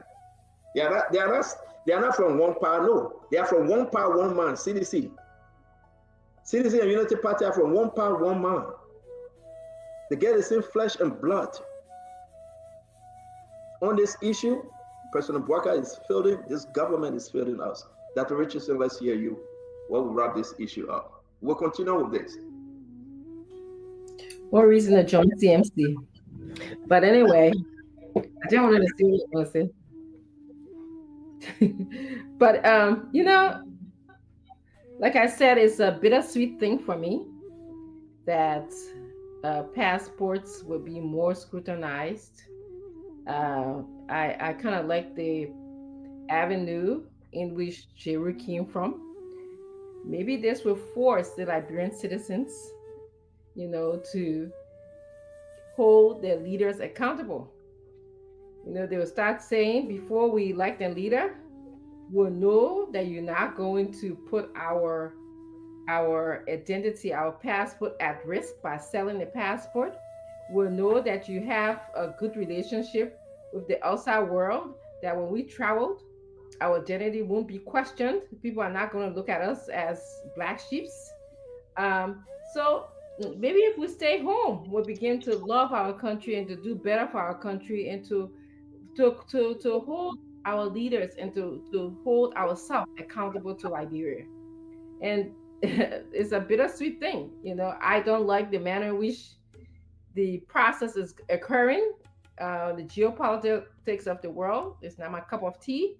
But again, I like the idea that it will allow us Liberians to love Liberia more. And I liked what Sentence said, not in a way. I always say CDC had a wonderful message. They came to uplift Liberians. They came with, like they call themselves, the pro-poor agenda. They came to take people who were in Nukutan out of poverty, you know, and they didn't make it. I'm sorry to say they didn't make it. Joseph Bwaka came to rescue people, but then his government is panning out where we see a lot of lawlessness. You know, he's having difficulty positioning himself in the world, in this world where there's in a turbulent world. I want to say he's like Sina said, the cartel have taken over, and it just leaves me my imagination when I hear you say the cartel has taken over. Did you elect someone for the cartel to take over? Did we elect a president for the cartel to take over? When we elect president, we elect your full body, we elect you in your full mind, oriented to person, time, place. We not electing you for other people to run our country. And so we'll think twice as Liberians now. We'll think twice. You will ask, today, this president is saying X, Y, Z to me. Will he be able to implement, execute whatever he's saying to me tomorrow? Or will the cartel take over? Those are questions that we Liberians will be asking ourselves. So on that note, Center, I would say that's what I have to say for now. Dr. Richardson, thank you very much. Let's go to Honorable Gray. Honorable Gray, talk to us on this. This is a big story, man. This is frustrating. Talk to us, my brother. Gibson has pushed a new dimension. And I will pick up on that because that's one of the concerns that I raised. On the issue of the general spectrum of Liberia being victimized, not just the issue of diplomatic passport, but the issue of Liberians. We are at the yellow light. Those of you who see the traffic light, okay, we are at that yellow light. Right after the yellow, you go to red. That's where Liberia is. And Liberians, not just Liberia, but Liberians, the inhabitants, they've given the government 60 solid days. The cartel, the Unity Party, they provided to them 60 days to claim all the mess they have created, their failure, their inability to settle and take the necessary measures and still giving up to known criminals and beings Liberian passport. But Gibson said in the past, people under the CDC administration, there were targeted sanctions and visa restrictions. But now they have stepped up the game because they believe this government is doing the worst of the TD administration. This is the worst, WORST, in caps. So to say all Liberians stay home, that's what they want to do, according to Gibson. And I agree with that. Because it's clear, it says Liberians, they're talking about government officials that could be punished. Put pressure on your government for extrajudicial killing. Put pressure on your government for willful abuse of the rule of law. That's what they say. Your officials under this government, the vast majority of them are unserious. They have failed to do the necessary. When Akaros come on the show, they say that Akaro, you put Akaro all the power. Where you want all of him now? You already killed it, man. You did the whole, you bury him, then you want to do the dead body and carry it by again. Me, I agree, I dead body. You step out on the grave, what? No, you feel it? Yeah, I dead body. Now, the doctor say you want to do on the boom to know how to die. You already know how to die. But the fact of the matter here is that why you beating the dead man? You dead body killer the Asa Musa? The reality is this government. President Boakai does not have the span, quote unquote, by James Bani, who is the chairman on foreign affairs. And Jadon is the chairman on executive. I don't confirm. Even if I was chairman on executive, I don't confirm.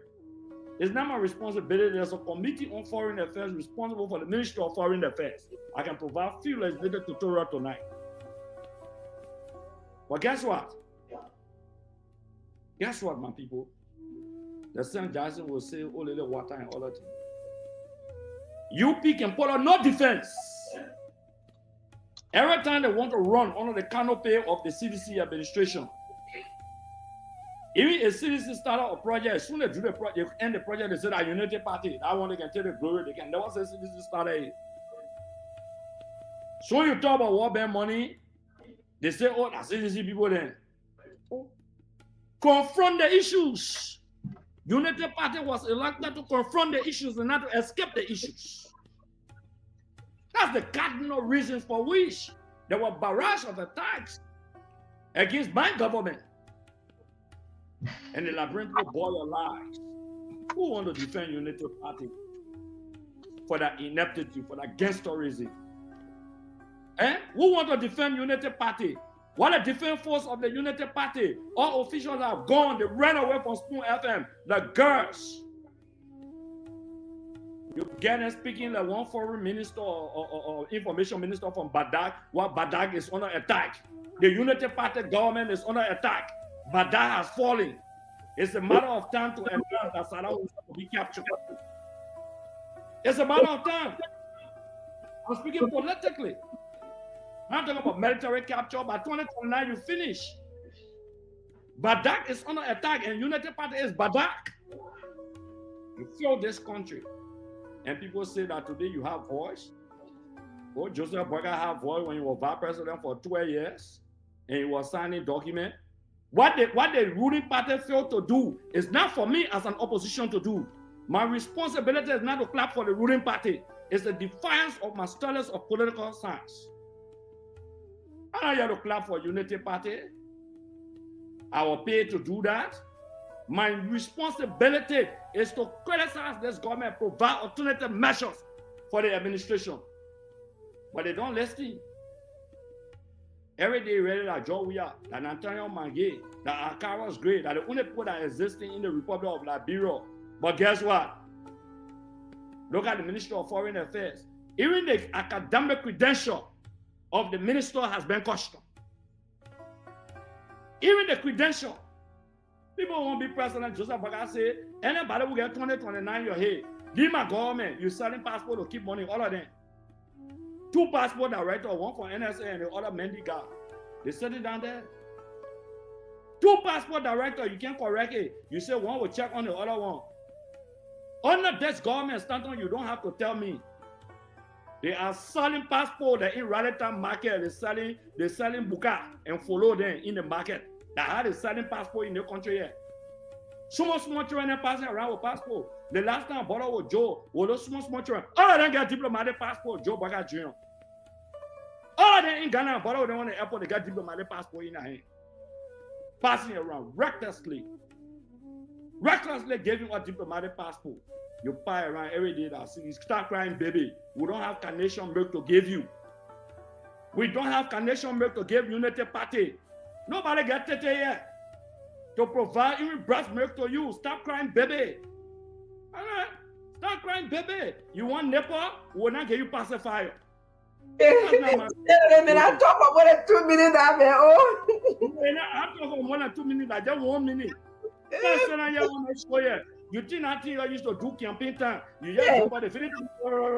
Then everybody go. Then they say that what job we are do. That what Akara day. You put my picture so you tell me you put it so no. Gone are the days the Unity Party took a responsibility. President Boyka took a solemn oath to uphold, protect, and defend the Constitution of the Republic of Liberia. Everybody life and property. Today, Liberians. If we're careful at the yellow light, that yellow light, where you can see you across the road. That where United Party finish putting the entire country. At the yellow light, they come and go to red light.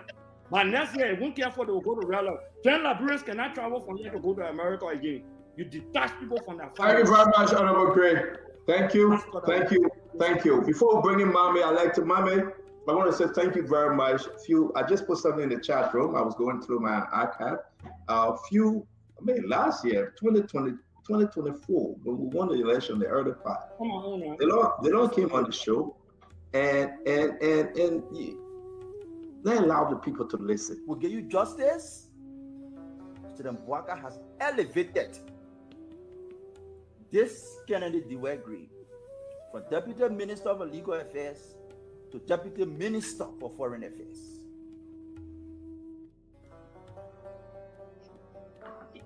Mama, hold on 1 minute. That's not all of it. Hold on 1 minute. Go ahead. I have to play, but go ahead. Be talking. Let me upload the right one, which is over 1 minute or so. I want us to listen to the entire thing. I beg you, let me bring in Gibson and Ase up. I won't keep you for last after I play this, mommy. Go ahead, Gibson. Stato, I sent you something. The United States government gave 60 days for the Liberian government to meet its concerns. We do not know what are those concerns that have been communicated diplomatically. We probably will not know immediately. We might know later. But what are those concerns? The concerns, the misuse of inaugural fund by President Boakai that he promised How do you know? How do you know? The concerns that we believe that are the cause of the matter. No, thank you now for setting it right. So go ahead. Yes, I said we don't know what concerns diplomatically, and we will not know immediately. But there are several concerns that we know that could be looked at by the international community and the U.S. The misuse of the inaugural budget that President Boakai ordered investigated and has never been investigated or was investigated, and there's no findings. The vehicles that were taken from the NASCO by Grisby that today what have to do with visa restriction? The issues, the government of the United States gave 60 days for the Liberian government to meet conditions, concerns. But what are those concerns? So we need to tell our people what are the concerns that the U.S. could be looking at. We put all the laundry outside and see which one that the U.S. will pick up. So Grisby is in Boakai's office, and he is cajoling another company to take vehicles from them, and the president is unable to discipline him or to even return the vehicle. Talk about the $750,000 that were given to the asset recovery team. Today, we don't know whether they used it rightly or they used it wrongly. We believe that it's been misused by the asset team. We're talking about also the refusal of the LTA boss who bribed another minister with a vehicle who was supposed to resign. He refused to resign. The president will not do anything because it is his cousin. The action by the Attorney General to deceive the world and misinterpret the Supreme Court ruling, and the president agreed and acquiesced and acted upon that, and is still acting upon that. The violation of laws by the president himself, removal of people with tenure positions, absolute violation by the president himself. Not by other people doing, is it President Ito? They will not get up. The removal of COFA today still lingers. The president is unable to bring to bear his administrations in a one-shot movement that everyone is united. We have a situation, even the Ghanaian parliament president made a comment, say, I was not even supposed, I refused to even attend the first session that they called me to after I understood what they have explained, and I had to make a suggestion for them to put their acts together. Look, Stanton, the concerns of the U.S. government are mammoth. They're too many. This government has slipped and has fallen. Not that you slip and put your hand on the ground and you not fall and you think you're going to wake up. This government has slipped and fallen. The government needs to wake up. The 60 days is short, my people. If this 60 days expires and the visa restriction is imposed, I will not get visa restriction because I go and come. But our brothers and sisters who want to come to school, our brothers and sisters who want to come visit their family member, our brothers and sisters who got some kind of thing to come to attend some B2, B1 visa, whatever, tourism visa, they will not come. The entire Liberian public will be punished after 60 days if this government does not meet the conditions that the U.S. government is trying to make them to certify. Look, this is a serious matter. The government of the United States did not say, try to settle your house. They said, we'll give you 60 days to meet our concerns. What are those concerns? We can't play politics with this. We give you 60 days to meet our concerns. And the government of Liberia need to start moving fast. What are those concerns? If it has to do with the COFA issue, you better solve it now. If it has to do with the training position people, you better solve it now. If it has to do with MedTech and CTN, you better solve it now. If it has to do with any corruption act, you better solve it now. If it has to do with the sale of diplomatic passport and you're sitting there and we got 2 passport directors in one office, you better solve it now. That's the question of the matter. This government has slipped and has fallen. It didn't slip and put a hand on the ground to say, I'm balancing myself to get up. This has nothing to do with Joshua. Joshua, people in Joshua government, individuals were sanctioned. This one, the U.S. government want to punish the entire Liberian populace because of the action of their government. And that is the crux of the matter. All right, thank you. Before I bring in Mommy, let me play this thing. Let's play this real quick. Will give you justice. President Bwaka has elevated this Kennedy Dewey from Deputy Minister of Legal Affairs to Deputy Minister for Foreign Affairs.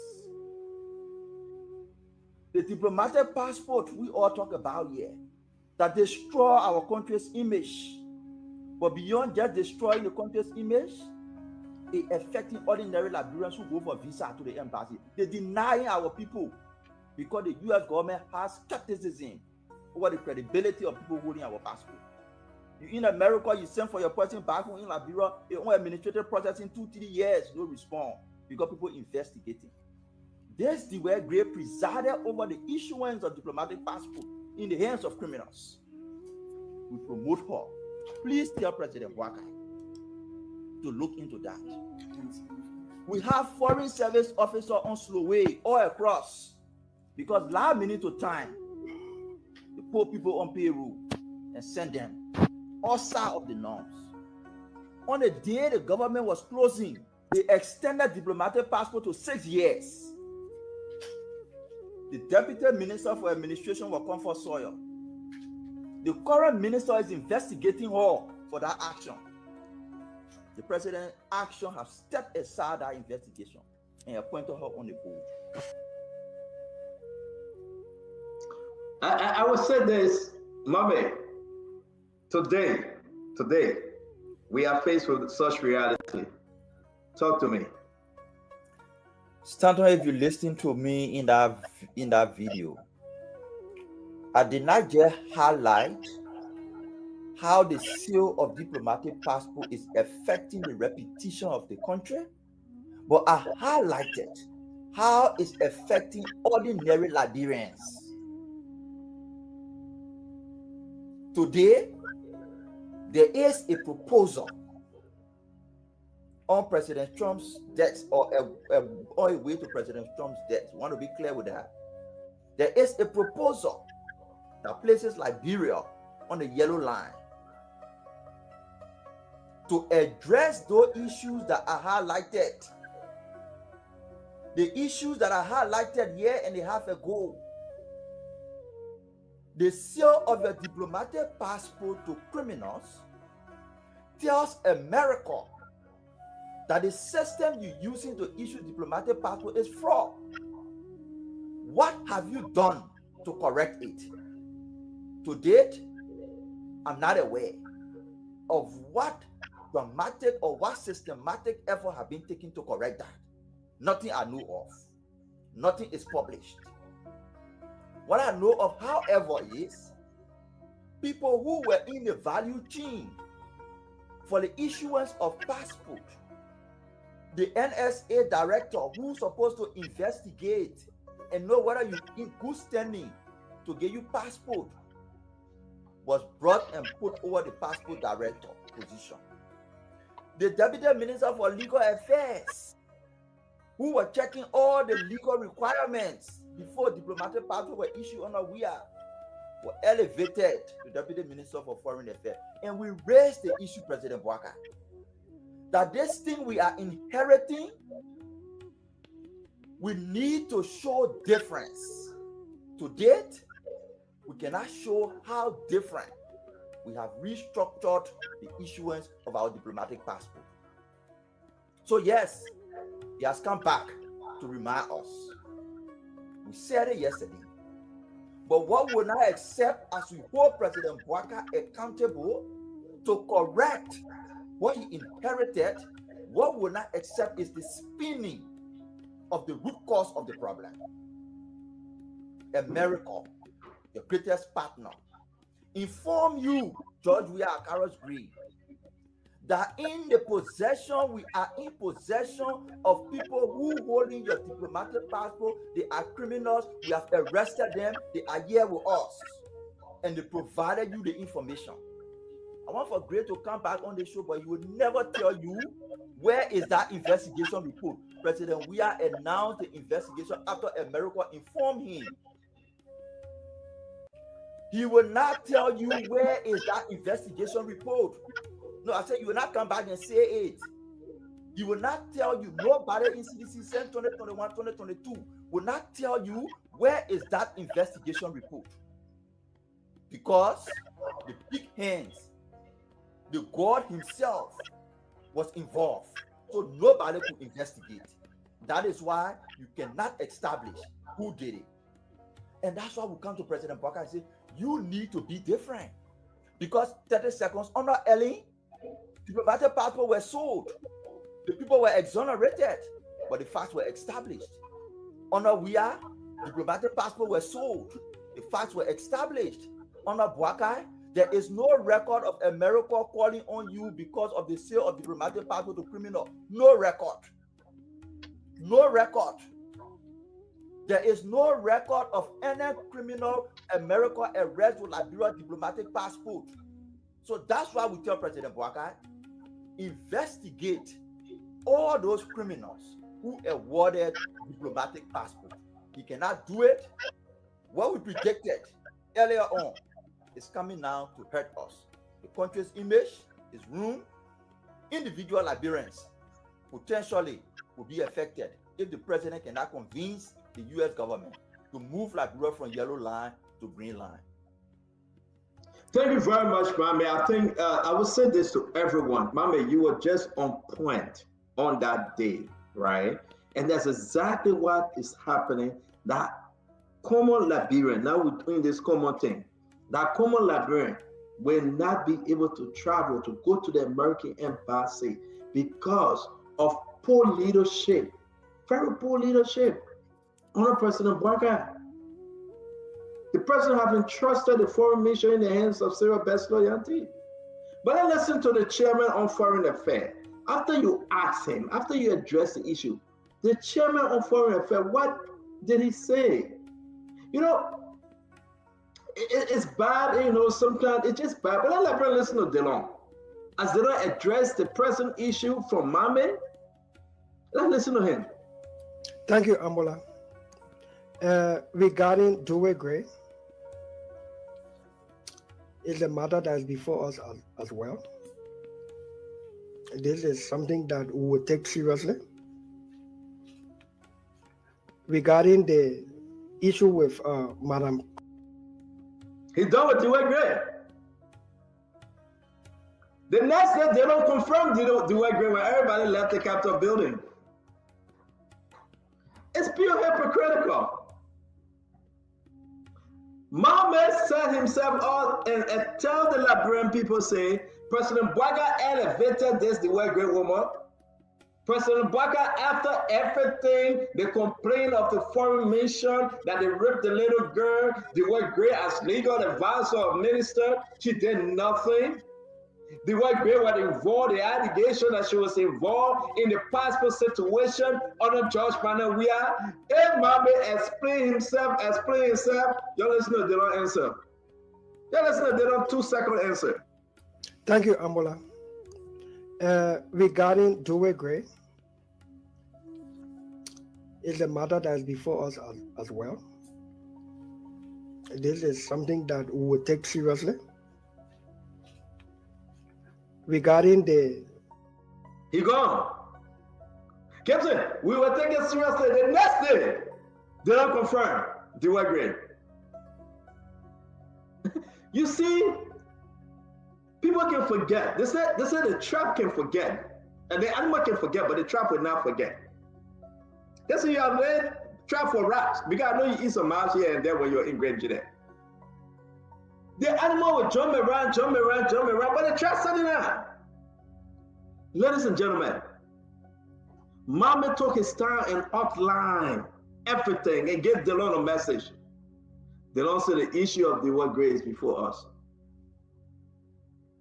The next day, when everybody left the Capitol building, all the camera people left, they don't confirm. They don't confirm the word great. Comfort Sawyer. Mama lay out. You heard Mama talk about Comfort Sawyer. Mama, what happened with Comfort Sawyer real quick? He appointed her on the board of NASCAR. Comfort Sawyer, after that Richardson, Jeffrey, Ethan Shibai. Comfort Sawyer was appointed on the board of NASCAR. Guess what happened? DeLong, the chair, he didn't question it. Let us know what DeLong say about Comfort Sawyer, if he even says something. Thank you, Ambola. Regarding Dewey Gray, is a matter that is before us as well. This is something that we will take seriously. Regarding the issue with Madam Comfort Sawyer, it's also an issue of concern. The issue about diplomatic passport, actions have been taken, are being taken. But let's go home, man. Comfort Sawyer, you have an excuse, that issue of concern. Comfort Sawyer is on the board. With DeLong, that issue of concern, but he didn't say anything. The word Gray, nothing. Comfort Sawyer, nothing. Rescue people fail us. And y'all will say that stand up, bro. Listen, I will say this thing and I will say one good day. You can take the camera to the water, you can force it to drain. You can never force the camera to drain.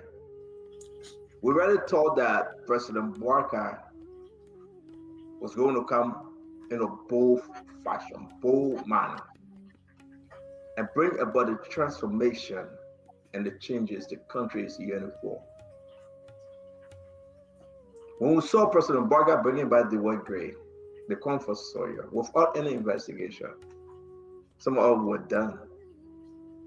When we saw President Barker bring back his body, Sylvester Graceby, I knew it was over. I challenged it. I knew it was over. You know why? I'm not looking for them to feed me. Comfort Sawyer, the word great, they don't get no explanation. He passed all of them, gave all of them A+. He doesn't care. I will finish this thing and then we'll close the show. The rest of it we can continue. But you want me to say anything? Oh. Yes, but we'll close the show and we'll come for you guys to do your closing. I said, well, you always fast. I'm not finished with this one. I got to finish with the clip. I say, when I'm done, then we close, my brother. We'll come to you. Everything I've been talking around, you didn't call me out. Because you left. So when you leave, you come back. It means that we're not going to jump over people then leave on the Thank you, Ambola. Regarding Dewey Gray, is a matter that is before us as well. This is something that we will take seriously. Regarding the issue with Madam Comfort Sawyer, it's also an issue of concern. The issue about diplomatic passport, actions have been taken, are being taken. The bulletin issued today by the foreign minister.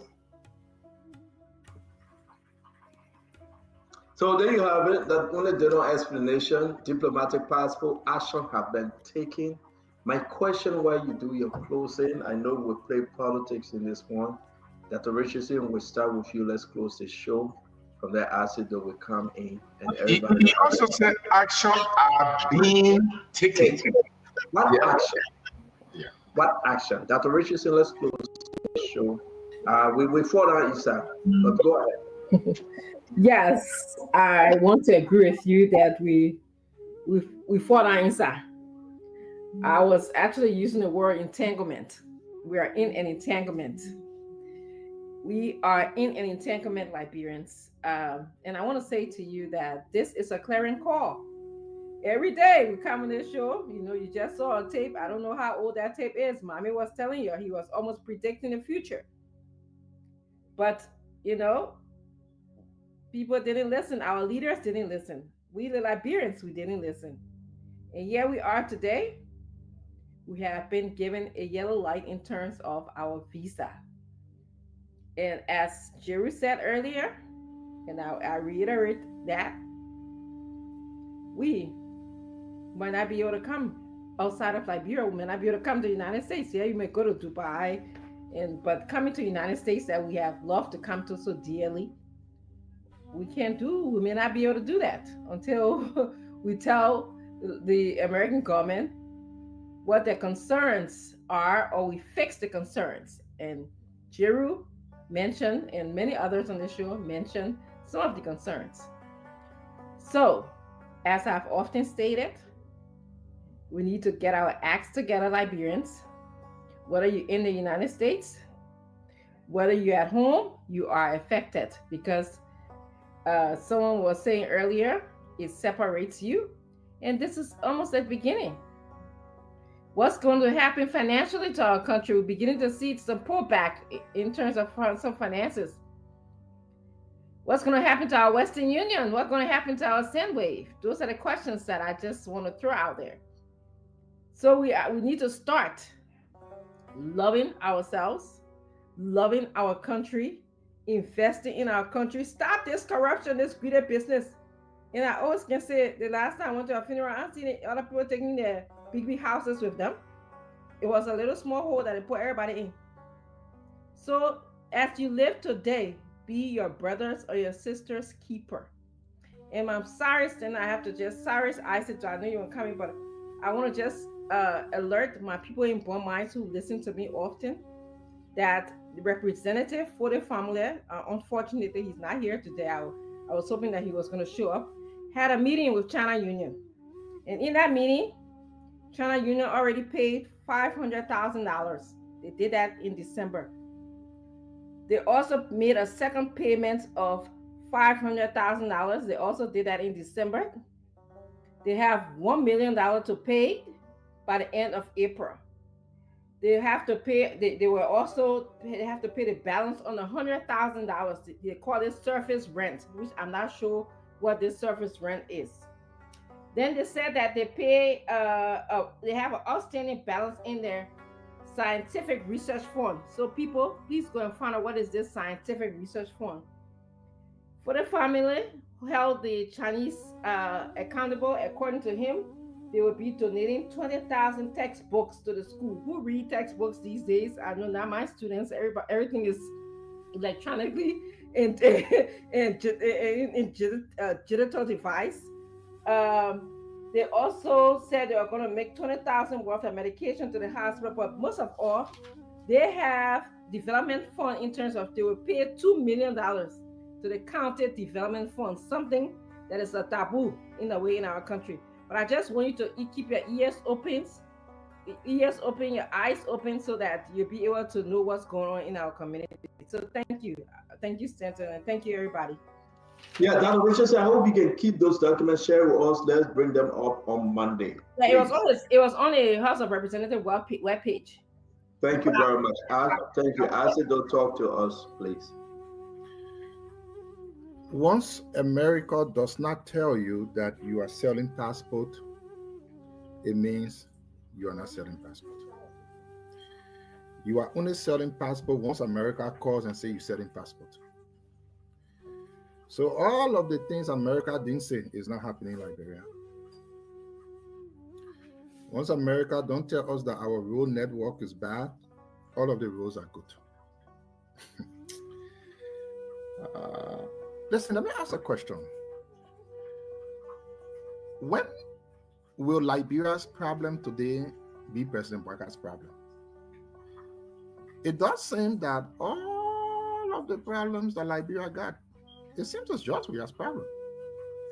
Are we effectively saying that President Weah is the president today? I guess he is not the president. President Baka is. If somebody can tell me, oh, let's wait for 20 years later, then it will be President Baka's problem, we can start waiting. When 20 years come, then it will be a problem. Maybe people don't understand what goes on in our country. Again, the very smart brother who was on the show the last time, he said if you put $100 in the oil, it still remains $100, no matter how you change it around. So pretending that you're making sense does not really mean you're making sense. It's only mean you are talking and probably you don't know what you're saying. I will hope that Liberia's problem today becomes President Baka's problem, since he is the president of the country.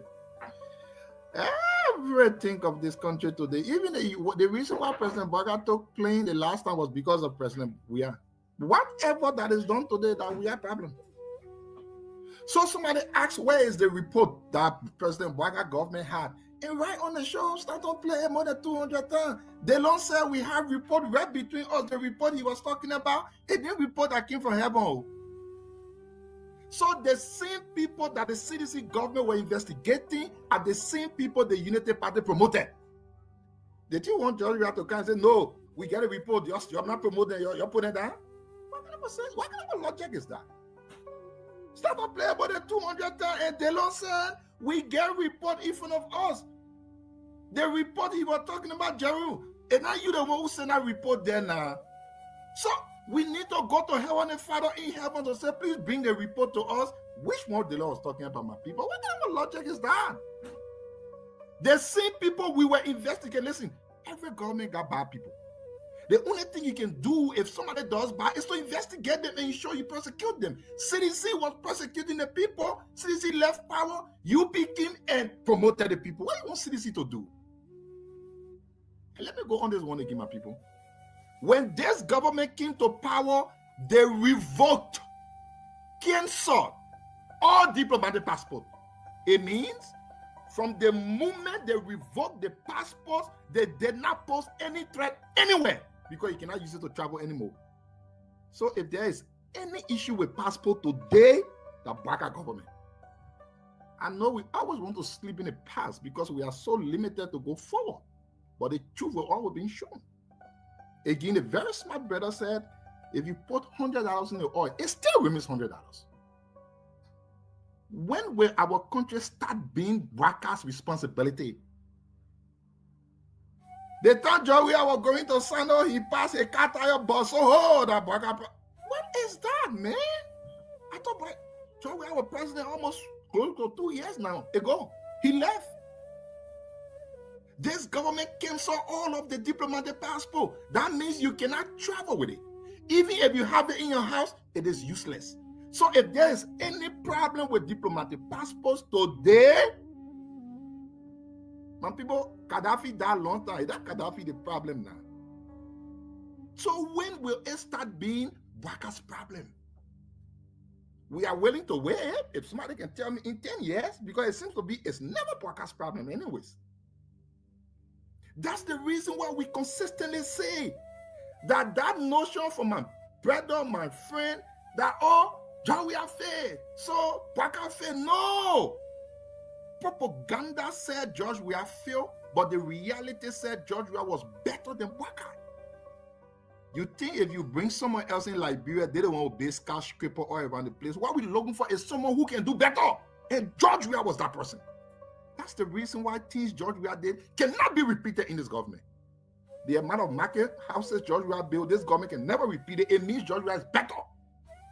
The amount of park facilities George Weah built, Thank you, Asa, we gotta go. It means George Weah better. Thank you, Asa. Thank you, Asa. Gibson, you want to come in? We want to carry Akara's script for last. I just want to flag this two picture real quick. If you know the individual in this picture, we just want to announce real quick, Alvin Grisby, nephew to Minister Sylvester Grisby, who formerly worked at the Ministry of Foreign Affairs, left unknown for to Canada and has not returned. When we talk about diplomatic passport, I'm looking at the passport information. These are concerning that Minister Grisby can write to a non-verbal to the ministry, his nephew, and just send them not only to Canada, all over the world on non-verbal. He been gone since 3 months. Since 3 months.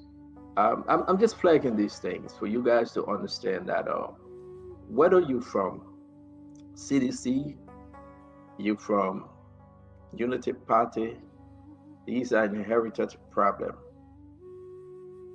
And if a leader failed to solve this problem, the recommendation from the United States government is important. I do believe the United States government is helping to fix Liberia problem. And I think it's only good for us to welcome it, since President Bwaka and Cyril Best Loyalty not fixing it. To remind you, Cyril Best Loyalty gave her bodyguard a diplomatic passport.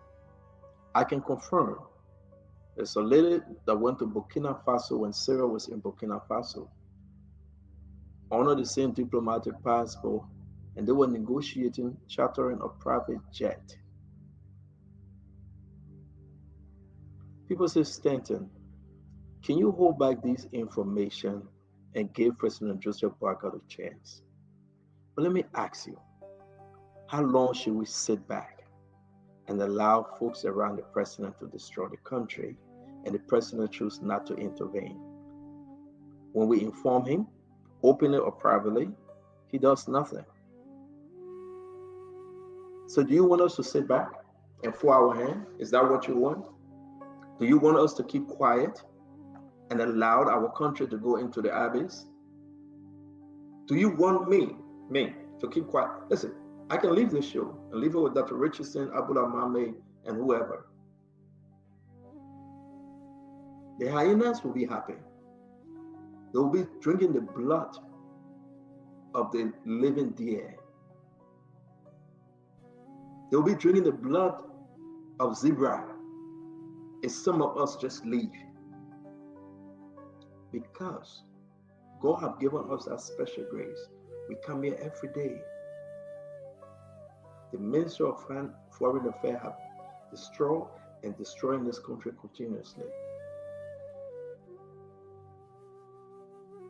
President Boakai, knowingly or unknowingly, his inaction is a problem. It's a serious problem.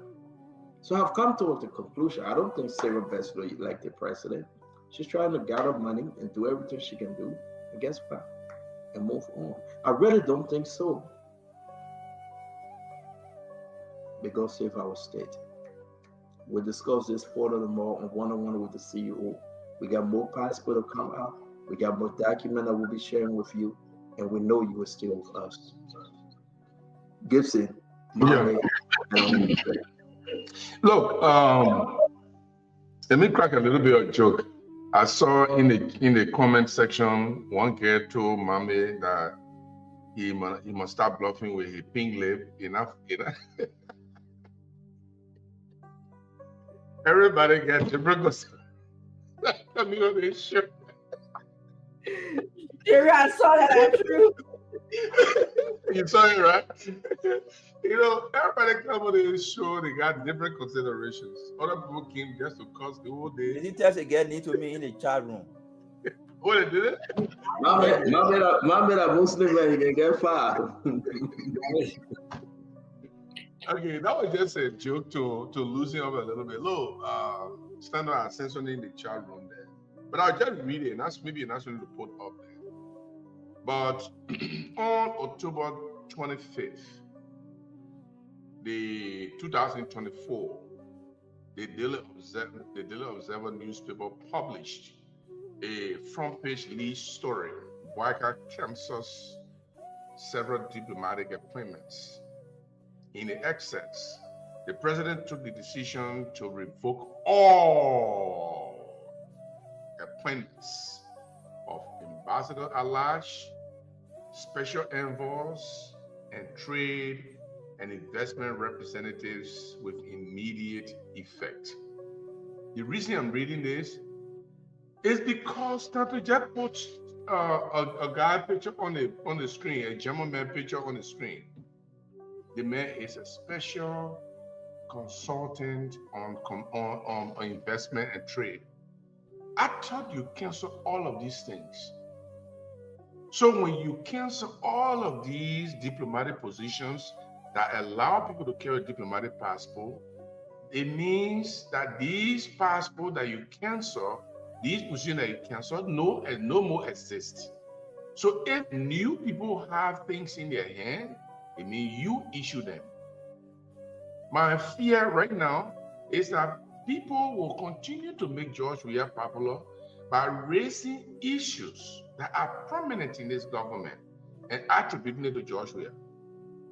Because we say George Weah was that, he was this, and he was removed. And the reason why people voted for President Boakai is because, one, he said, I have been in government too long to know the problems of governance. I can better deal with the issues that Liberian face because I know what happens in government. Liberian believe him. And he kept that up to say, my 42 years in government is enough for me to make the right decision. Liberian believe him. Now, more than that, personally, when he was elected, I almost switched sides when he was already elected, even though I didn't support him before that. When I look at his stage, and I think that President Boakai does not want anything right now. He's now a young man like Mami who will say, well, I got to buy plenty of clothes or I got to go to the club. Boakai is not like that. He's an older person. He knows probably he may not go for second term, but the way it looks now, he go for second term. So he will take radical decisions to transform our system. People believe that. But what is happening is a disgrace. What is happening is a complete disgrace. Even though some of us told you people during the campaign time and said he will go to work 12 o'clock and go home 2 o'clock because he needs to sleep. We told you that there will be hyenas that Stanley just talked about that will be doing the work. I even name people like Jacob Kabakoli or Steve Quia or Anthony Kessely. These are people, today there are more of these people who are doing the work for President Boakai. Sometimes he wake up and he see on his wall and see something written and say, oh, I think my Kanye. Before you can realize, look, this is a disgrace. And I don't fault Mohammed. Mohammed discussed the issue at the time during the campaign. These are very good.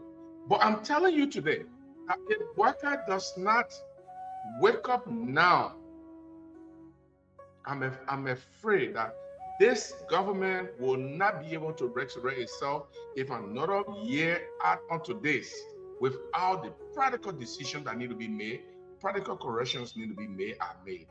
We need President Boakai to fix it. We all, our stake is in this, my people. We all want to succeed.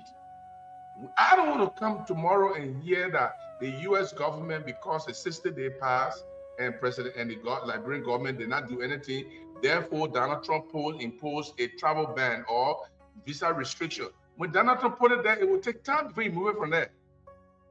Unless we go to court. I don't know whether we get right to, we got standing to sue Donald Trump in America to revoke the visa restriction. So this topic, I think, yes, I agree that tomorrow it should be discussed again.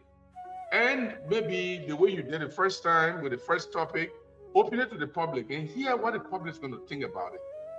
What the public think if the U.S. government imposes a visa restriction because the government is not taking steps to certify the conditions or the concerns of the United States government after 60 days. What will it be like? What will you think? I think when we do that tomorrow, I think people will express themselves and tell us how would they feel. This is not about I support Boakai or I don't support Boakai. When the visa restriction comes, It's not because you're a Unity Party person, so you will get visa and the CDC people will not get visa. Everybody will be denied the same thing. And this is going to worry a lot of people. And I think I will stop this far and let Mami and Bray to. Thank you very much. Mami, while you come in, I want to read this letter. Mami, you remember this, Mr. Yeah. Andrew D. Wampley? Tomorrow we'll talk more about this. I know you and Gibson will be here. Probably Akaris will join us. This is very powerful letter from he's the former passport director, right, Mami? Yes. Andrew D. Wampley. I'm asking him to come and join us. These were the recommendations that he spoke about concerning today's situation. I put it in the chat room. You want to screenshot it, you want to listen, you want to read through this. To Joseph Yimambwaka, these were first-hand recommendations. They buried this letter under the table, and as of now, nobody cared to even pick it up. But everything he outlined in this letter is happening today, and those were some of the recommendations he was trying to put forth. So we'll discuss this letter more, and want you to take the picture of it and read it. It's very, very important for you to do so. Mami, help us close, please. While the people waiting for that letter, this is what I want to highlight. This is what he said. My purpose of reaching out to you, Mr. President, is to seek your assistance and protection as I prepare to come forward as a whistleblower and witness in a matters of importance to our motherland. The matter he's referring to is the sale of the diplomatic passport. He said, I have long been dedicated public servant and leader. He said, I'm fully aware of the risks involved in bringing this matter up. It is with my understanding that I humbly request your support and protection. My decision to step forward is fueled by my general desire to see justice and to bring those who stole passport to book. So, this is the former passport director begging the president that I know the entire syndicate. I know the whole group that were operating this thing. I know the story. Just give me chance and protect me.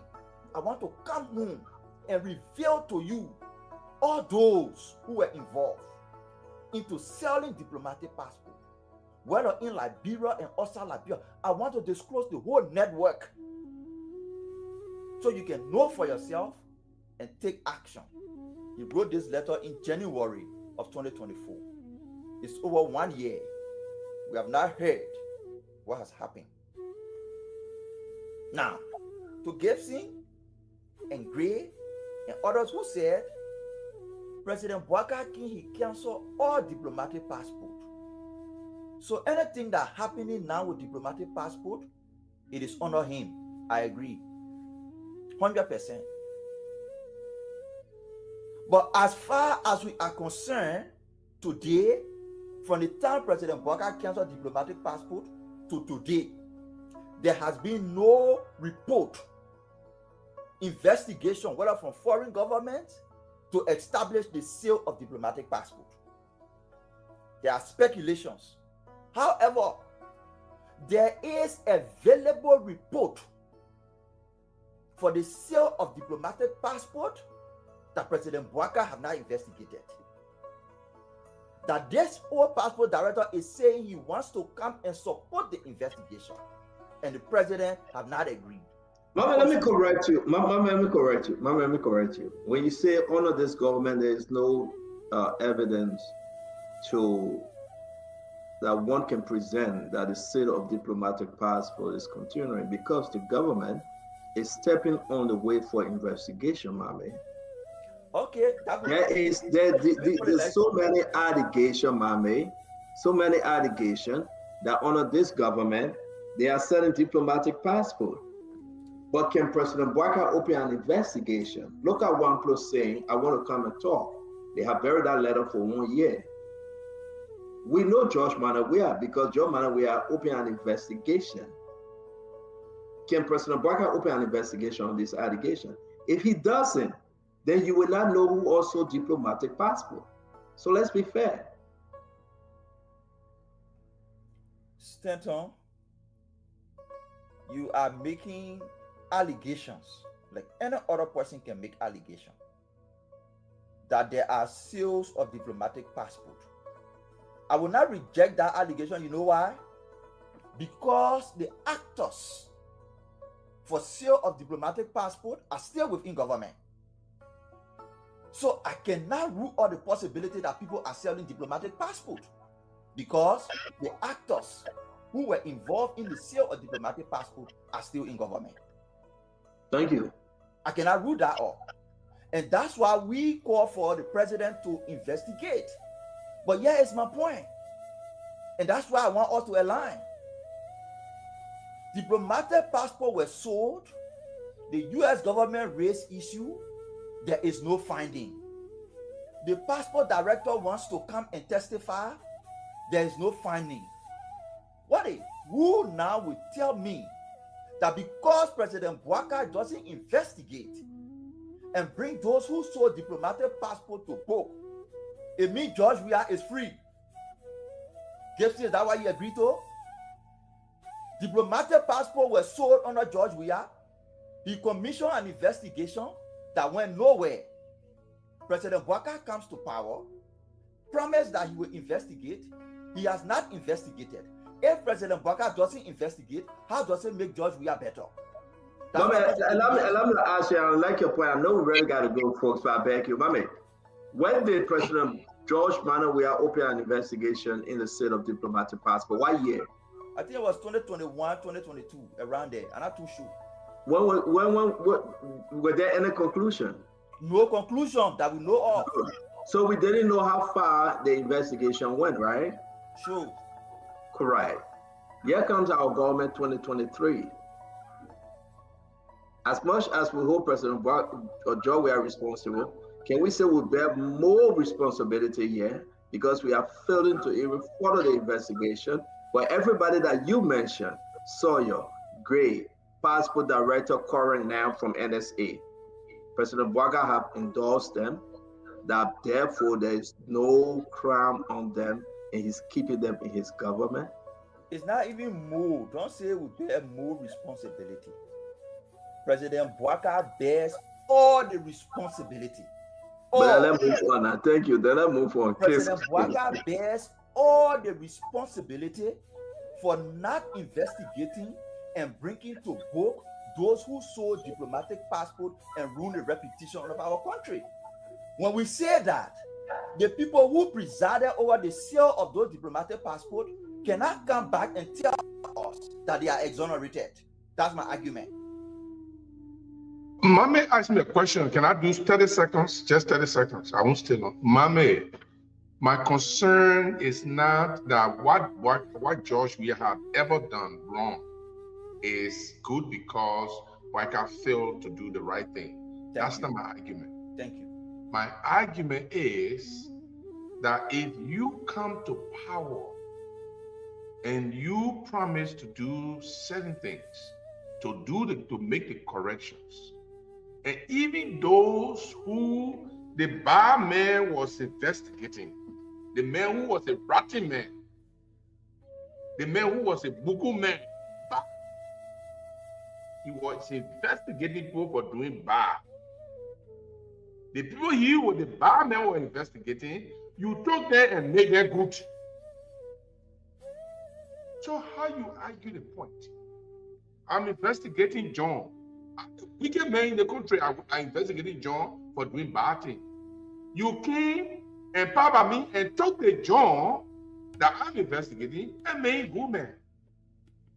Everything I have done is not involved. That's the wrong point you're making. That's why I disagree with you. Because you prove to the people that what I was doing is not as important for you to take action on it. Because the I was investigating, you took the government and put it in your government. That's why I disagree, Gibson. That's why I disagree. Well, we always disagree, though. Good. We always disagree, but you have to be, if you are serving managerial position before, your previous manager took a decision on a certain employee who was stealing in the company. You came in and said, look, you promised to the board, I'm going to correct the ills in this business. And if you go make me the managing director, I will do well. I'll do better. The man who the employee that was stealing in the company that they were investigating, you came and appointed that employee to be deputy to you or to head a department. What kind of bad thing you can say about the man who you succeeded? Does it mean that employee were not stealing?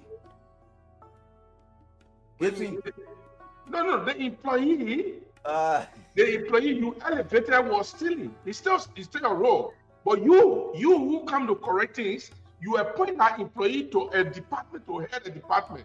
He was not heading the department. I'm wrong for doing this. So let move on, guys. We'll continue tomorrow. Mama, can you finish up, please? The way I will finish up will be 30 seconds. The mistake we make in our country is that what Gibson and others are alluding to. Carol Gray gave the Debale scenario. You kill me already, are in the graveyard, you leave me. No. That's why the country have not made progress. Because we kill them, they in the graveyard, we turn our back, and the noise just in the graveyard, the noise just there. Before you make all your mind, they jump from in the graveyard and come back and present themselves as angels. That's the mistake we keep making. Joseph Boakai failure to correct the mistakes of the past doesn't make George Weah better. Diplomatic passport was stolen. He commissioned investigation that went nowhere. The U.S. government elected him. He took no action. If President Boakai does the same, it doesn't make George Weah better. It only means both of them fail us on the issue of our diplomatic passport, and therefore Weah cannot be a replacement to Boakai, and Boakai cannot be a replacement to Weah. Well, thank you. In 2012, a Danish, I'm reading this strictly, and you can find this, a Danish businessman by the name of Ma Johan Burko Kozane in 2012 honored Madame Salif while Joseph Boakai was vice president. He was found with a Liberia diplomatic passport, and he said it was sold to him for $150,000 US. 2022, honored George Monrovia, Sheikh Cointen, was found with a US passport. I mean, a diplomatic passport, a Liberia diplomatic passport we're talking about here. Here in America. And guess what happened? George Weah opened an investigation, 2022, May. Let's fast forward. When the president's son was arrested in Europe, all right, during COVID time, and he was young, he presented a Liberia diplomatic passport, and that raised on the line. All these documents, they have been offline here. They begin to ask, who gave Osmani Bamba, an Ivorian businessman, the one I just put up, who gave him, a long friend to George Monrovia, the country diplomatic passport? Yeah. So we have established enough, and we'll continue to say this thing. From May 2022 to April, to May 2023, that 1 year, election year, the whole passport saga, everything fell flat. And that's why we ran with this. And we begged the Liberian people to please remove George Weah, because we realized that we were in trouble. These are our disappointment, Honorable Gray, before you come in. A very serious disappointment. They were Gray, Sawyer, NSA director, many more, they are all there. You took them. They were under investigation. You think America's stupid? These people were under investigation. You took them and you kept them and you elevated them and you gave them job. You say, what the state don't say about you that lie? What Costa say about you? I'm the president now, I'm telling you that lie. I will keep you to work.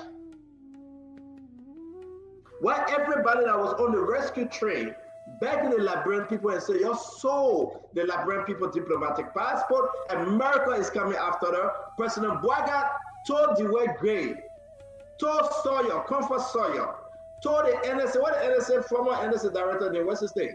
Pearson. Pearson, told him, told all of them. Say I bought a Costanto on his Facebook TV, Costa, and all of them. They lied to the people that made me president. I'm going to keep you to prove to them that I didn't believe them. I will keep you. And what President Boaga did. President Boaga told. That's a real simple way you are putting it. I really like that. They were great. That they say you sold passport. I didn't believe them, but I kept quiet because I wanted them to make me president. To Comfort Sawyer, when Costa was running around and saying that you're a bad person at the foreign ministry, when Stanton was yelling to the people and said, you'll bring Joseph Ivan Boaga, I kept quiet. I didn't believe them, but I couldn't say anything because I wanted to be president. But to prove to them, I didn't believe them, I will elevate you to what grade. You are legal representative or made deputy minister. Comfort, I know you're tired. Go on the boat, go enjoy yourself with NASCAR.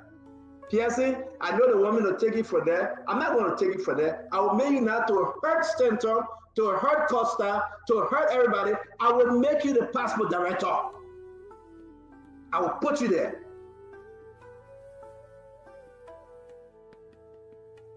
President Boaga did that. But you want us to come here and defend that we're mumu, we're stupid.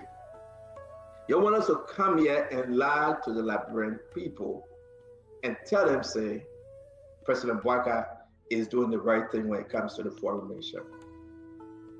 President Boaga look at Louis Brown and say, Louis Brown, they say you on TRC, you support their Cummings, you said the worst about me. I'll send it to you. I'll send it to you. The TRC thing, I'll send it to you. I will prove to the young man. I will send you as Liberia representative, permanent representative. I will send you. Go ahead. Go to the UN. We'll give you $5 million to lobby for the non-permanent seat. May God save our state. May God save our country. Honorable Great, take us home, please. To be continued tomorrow. Yes. I will start with defending the indefensible. You cannot defend the indefensible. The Boaga administration is the indefensible that cannot be defended. After the entire campaign, with the commitments made and our thematic concern today with a focus on prosecuting criminals who sold Liberian passport and putting in measures. The action by President Boaga is what the Englishmen would call a despicable act of betrayal. Let me repeat.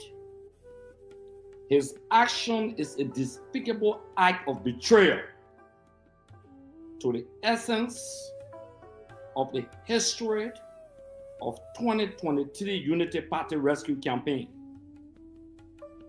All that they committed themselves to do,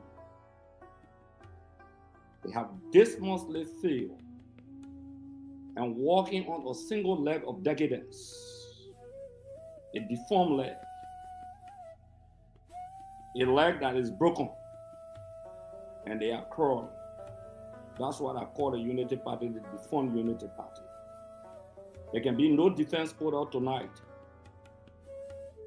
for the failure of the Unity Party-led administration to put in the measures to take the appropriate actions. They announced the cancellation of diplomatic passport except otherwise, where necessary.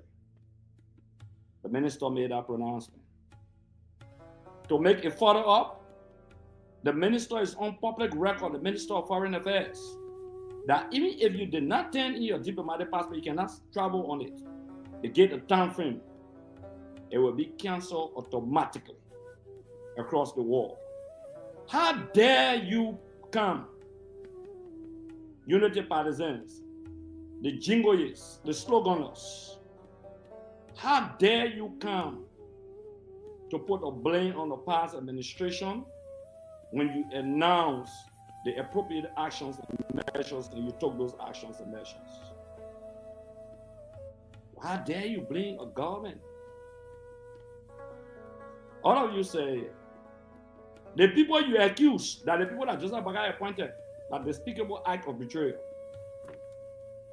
The people you accuse, that the people you appointed, Sylvester Graceway, Alvin Graceway, on the payroll, the supplemental payroll of the Ministry of State, Alvin Graceway. Look at that supplementary payroll. Maybe you'll get a copy, you'll be having it in your chat room, but I posted a long time. But I guess I think somebody had it. He's at number 69 on the US payroll and at number 71 on the Liberian payroll. His title is aide to the minister. The minister is Sylvester Graceway. How can the aide to a minister will be bearing a diplomatic passport? Is a violation of the regulation announced by Miata Beslo. But she still issue a diplomatic passport. Also a conflict of interest. Not only that, by nepotism by itself to appoint your brother. We ain't go that route here. We on passport. Liberia is under serious security scrutiny. The key war, every country, they get the reasons for which they put them on the yellow line. Every country under Liberia, clear security. Security reason, Liberia. Security concerns by Liberia. In the past, they were sanctioning officials or government, but now the Americans are saying to you that you risk visa restriction, all Liberians. If you get a green card and maybe you get an American passport, you can join the green card people, maybe they can be getting hard time. It's a deadly situation Liberia is going to. Tonight, if you don't know, the maritime program, listen to, I think, the Commerce Minister of America, the Secretary, the way he talk about Liberia in a demeaning manner, taxation, Joseph Boakai coming running to that again. They will say that CDC, they say those who fly in Liberian flags, those ships, maybe tomorrow we'll discuss that one. The government is not only running into red, the government has shot herself in the legs. It's a government of mere pronouncement without actions. You're talking about Sheikh Bashiru, the way you talk about 2022. The one Stanton you're talking about. But let's talk about last year. Jokoto, Japan, Tokyo. They say he carried dubious diamond and took money from one businessman. The man is in the presidential flight with Joseph Boakai. We're looking for the picture. Put it up tonight. Jokoto. He's sitting in the presidential flight with Joseph Boakai. They don't want to Boakai to what they play in China, Malaysia area there, where they carry the Liberian government delegation. They took them there. I have no regret for my statements tonight. These people are rascals and group of gangsters who came to pillage this country. They don't love Liberia. They pretend it. They lie. When Mami said the day ballistic causing, no, that means the medical doctor lied that we were dead. You now know some medical doctor can lie to bury him or me. Day body can cause noise. That the people who you all lie on, that ain't die, that they won't cause no in the graveyard or something. Oh yeah. Your lie that we die. But guess what? We stay alive. From the day we lost election year, Carlos Grace stayed talking like I did 12 years. This government is a government incorporated with not just criminals, but black money boys who stole from the Liberian people, who Joseph Boakai was depending on and gave all kind of diplomatic passport to, that they will go call criminal states, deviant states, but international partners. To be continued on board, sir. The communist era. To be continued more. To be continued more is yeah. It's 1 a.m. in the country. The movie continue tomorrow. The movie continue tomorrow. To be continued more. Always leave room for the next day. All right,